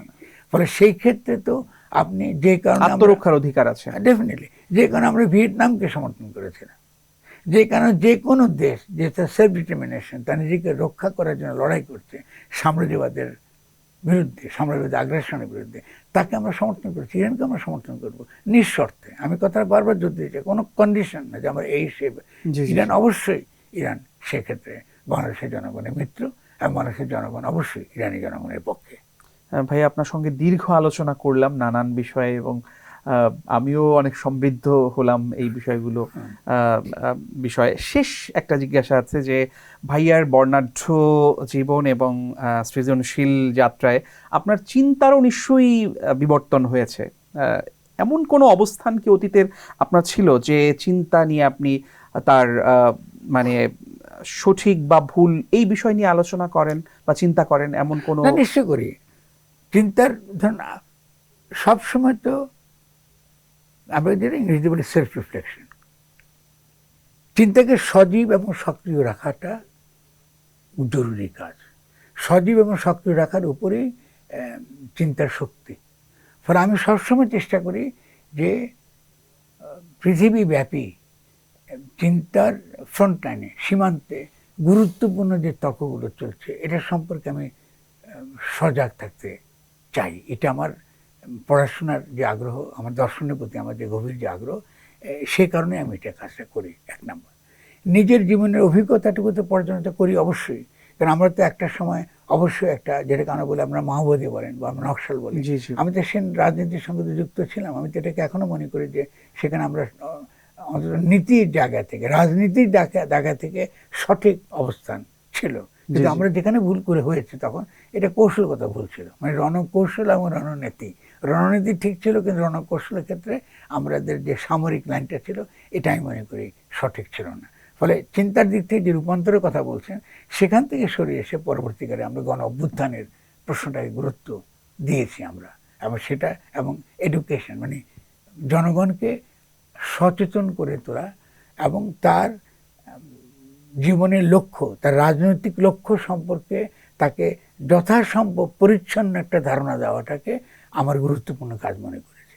ফলে রূপান্তর বলতে এটা অনেক গুরুত্বপূর্ণ রূপান্তর। আপনি শুরুতে একটা প্রশ্ন করেছিলেন যে ওই যে মাঠের কাজ বনাম তত্ত্বের কাজ। আমি সবসময় বলেছি, এখনো বলি, বাংলাদেশের বিপ্লবের ভরকেন্দ্র তত্ত্বে, মাঠে না। তত্ত্বে, মাঠে না। 5ই অগাস্ট আবার প্রমাণ করলো সেটা। যদি তাত্ত্বিকভাবে আমরা সচেতন থাকতাম, সজ্ঞান থাকতাম, তাহলে 5ই অগাস্টের পরে বাংলাদেশ একটা সোনালী যুগে প্রবেশ করত এবং হয়তোবা এই উপমহাদেশে একটা নেতৃত্বের ভূমিকা সে চলে যেত। এটা আমরা পারি নাই, কারণ আমরা তত্ত্বে বিশ্বাস করি না। আমরা তত্ত্ব বিরোধী, আমরা জ্ঞান বিরোধী, জ্ঞান চর্চার বিরোধী, সজীব এবং সক্রিয় চিন্তার বিরোধী। এই অবস্থাতে আমাদের কাটিয়ে উঠতে হবে। ভাইয়া, আপনি আরেকটা বিষয়ে জানবার আগ্রহ আছে। আপনি নয়া কৃষি আন্দোলন করেছেন এবং মানে দেশজ এবং বিষমুক্ত শস্য দেওয়ার চেষ্টা করেছেন। সেই আন্দোলনটা করতে গিয়ে কি প্রতিবন্ধকতা মোকাবেলা করতে হয়েছে আপনাকে? হ্যাঁ, সেটা অনেক, আমি বলতে গেলে অনেক বলবো, কিন্তু আপনাদের প্রশ্ন বলছেন সংক্ষেপে। জি জি, আমি মনে, যেহেতু আমরা আগের কাজ, আমরা আগের প্রশ্নটাকে ধরে আমি কথা বলি, আমি মনে করি যে আমার কাজের আমি আশা করি 3টা ক্ষেত্র গুরুত্বপূর্ণ এবং একটার সঙ্গে যুক্ত। একটা হচ্ছে যে আমার কাব্য এবং আমার দর্শন। আমার কাব্য এবং দর্শন এবং আমার রাজনীতি, এর মধ্যে কোনো পার্থক্য নেই, একই জিনিস। এবং আমি আমার দর্শনকে, আমার দার্শনিক চিন্তাকে আমি প্রয়োগ করতে চেষ্টা করেছি নয়া কৃষিতে। আচ্ছা, নয়া কৃষি হচ্ছে যে আগামী দিনে যে বিশ্বটা গড়ে উঠবে, যে গ্রহ, হ্যাঁ, এটা একটা প্ল্যানেটারি, এই গ্রহের যে দায়িত্ব, মানুষ তার যে দায়িত্ব নেবে, এই দায়িত্ব নিতে গেলে তাকে কি ধরনের দায়িত্বের চরিত্র এবং জগতের সঙ্গে তার সম্পর্কের ধরন কি হবে, এটাই আমি চর্চার দ্বারা শিখি নয়া কৃষিতে। আচ্ছা আচ্ছা আচ্ছা, এটা খুব গুরুত্বপূর্ণ। ইন্টারেস্টিং। এটা প্রথম কথা কিরকম, নয়া কৃষি হলো একটা দর্শনের চর্চা। কবি আল মাহমুদ আমাকে খুব বলতেন আপনার এই কৃষির ব্যাপারে, খুব আগ্রহী ছিল। সেটা হলো যে আপনি যখন মাটির সঙ্গে যুক্ত হচ্ছেন সরাসরি, আর কোনো মিডিয়েশন নাই। যেমন আমরা এখানে বসে আছি, বাইরের জগতের সঙ্গে কোনো যোগাযোগ নেই। ফলে মাটির সঙ্গে আপনি যুক্ত হচ্ছেন এবং মাটির রূপান্তরের সঙ্গে আপনি বদলে যাচ্ছেন, এবং একই সঙ্গে সেই মাটি থেকে আপনি যে খাদ্য পাচ্ছেন, এটা দ্বারা আপনি জীবিত আছেন অন্যান্য প্রাণীর সঙ্গে। এই সম্পর্কটা মধুর।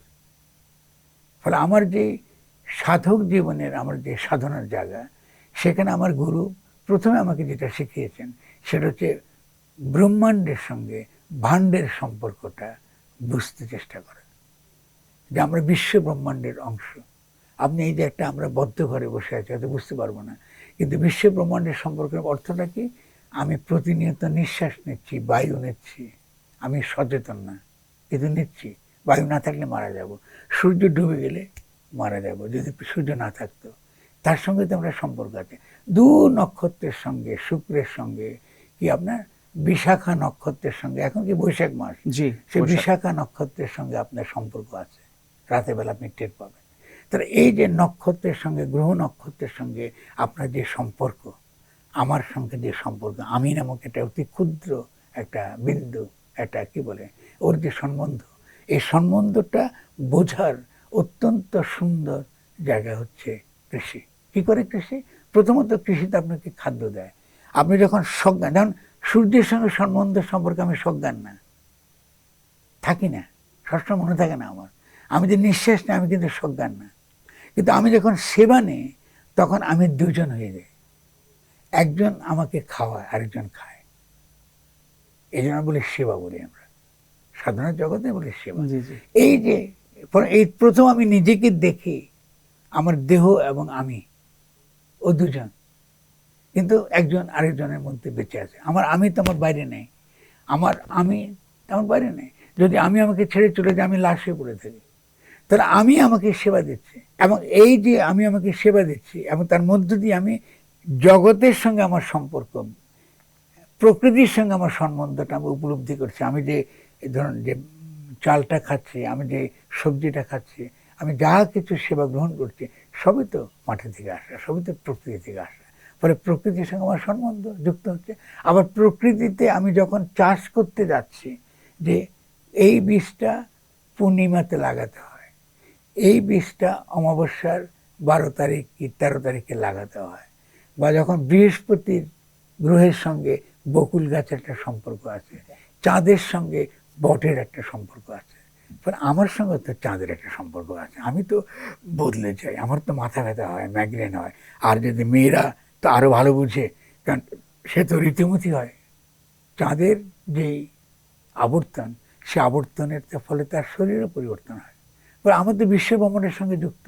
তাহলে নয় কৃষি আমার সাধনার ক্ষেত্র, নয় কৃষি হচ্ছে আমার যে ফকিরের জীবন, যেটাকে আপনারা জি জি মানে দেখছেন, সাধক জীবন। আমার সাধক জীবনটা নয় কৃষির সঙ্গে যুক্ত।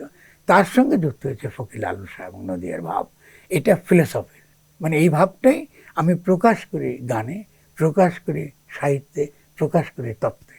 এবং সেখানে যে আমি বর্তমান থাকি, ওই যে সাধক জীবনে আমার যে বর্তমানতা, এই বর্তমানতার সঙ্গে পার্থক্য হলো এই ফকিরদের সঙ্গে, আমরা যারা পরিচিত ফকিরদের সঙ্গে, এটা আমার গুরুর জন্য হয়েছে। জি জি সেটা হলো কোন গুরুর কথা বলছেন? ফকির লবণ, লালন শাহের কথা বলছেন? লালন না, ফকির লবণ, লবণ শাহ। আমি আচ্ছা কিন্তু গুরুবাদী, আমি লালনবাদী না। আচ্ছা আচ্ছা লালনের মধ্যে লালনবাদ বলে কিছু নেই, গুরুবাদ আছে। জি জি এই দেশে এই ধারার মধ্যে লালনকে তো আমি দেখি নাই, তো তিনি কি করে আমার গুরু হবেন? গুরু সবসময় জীবন্ত মানুষ হয়, গুরু অলস জীবন্ত মানুষ। ফলে তিনি যা শিক্ষা দিয়েছেন, সেখান থেকে আপনি কি বুঝতে পেরেছেন?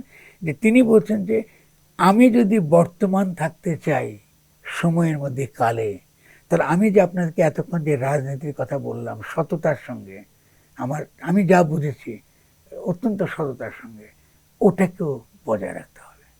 আমি যখন বিশ্বের সঙ্গে আমার যে সম্বন্ধ চর্চার একটা ক্ষেত্র আছে, একই সঙ্গে সঙ্গে আমার কথা বলারও একটা দায় আছে। কারণ আমিও কথা বলতে হবে দায় নিয়ে। আমি যে কথাটা বলবো, ওটা যেন আমি সত্যিকার অর্থে উপলব্ধি করি এবং এটা ন্যায়ের পক্ষে থাকি। তাহলে এইটা তো বিচ্ছিন্ন কিছু না, সবই তো জড়িত।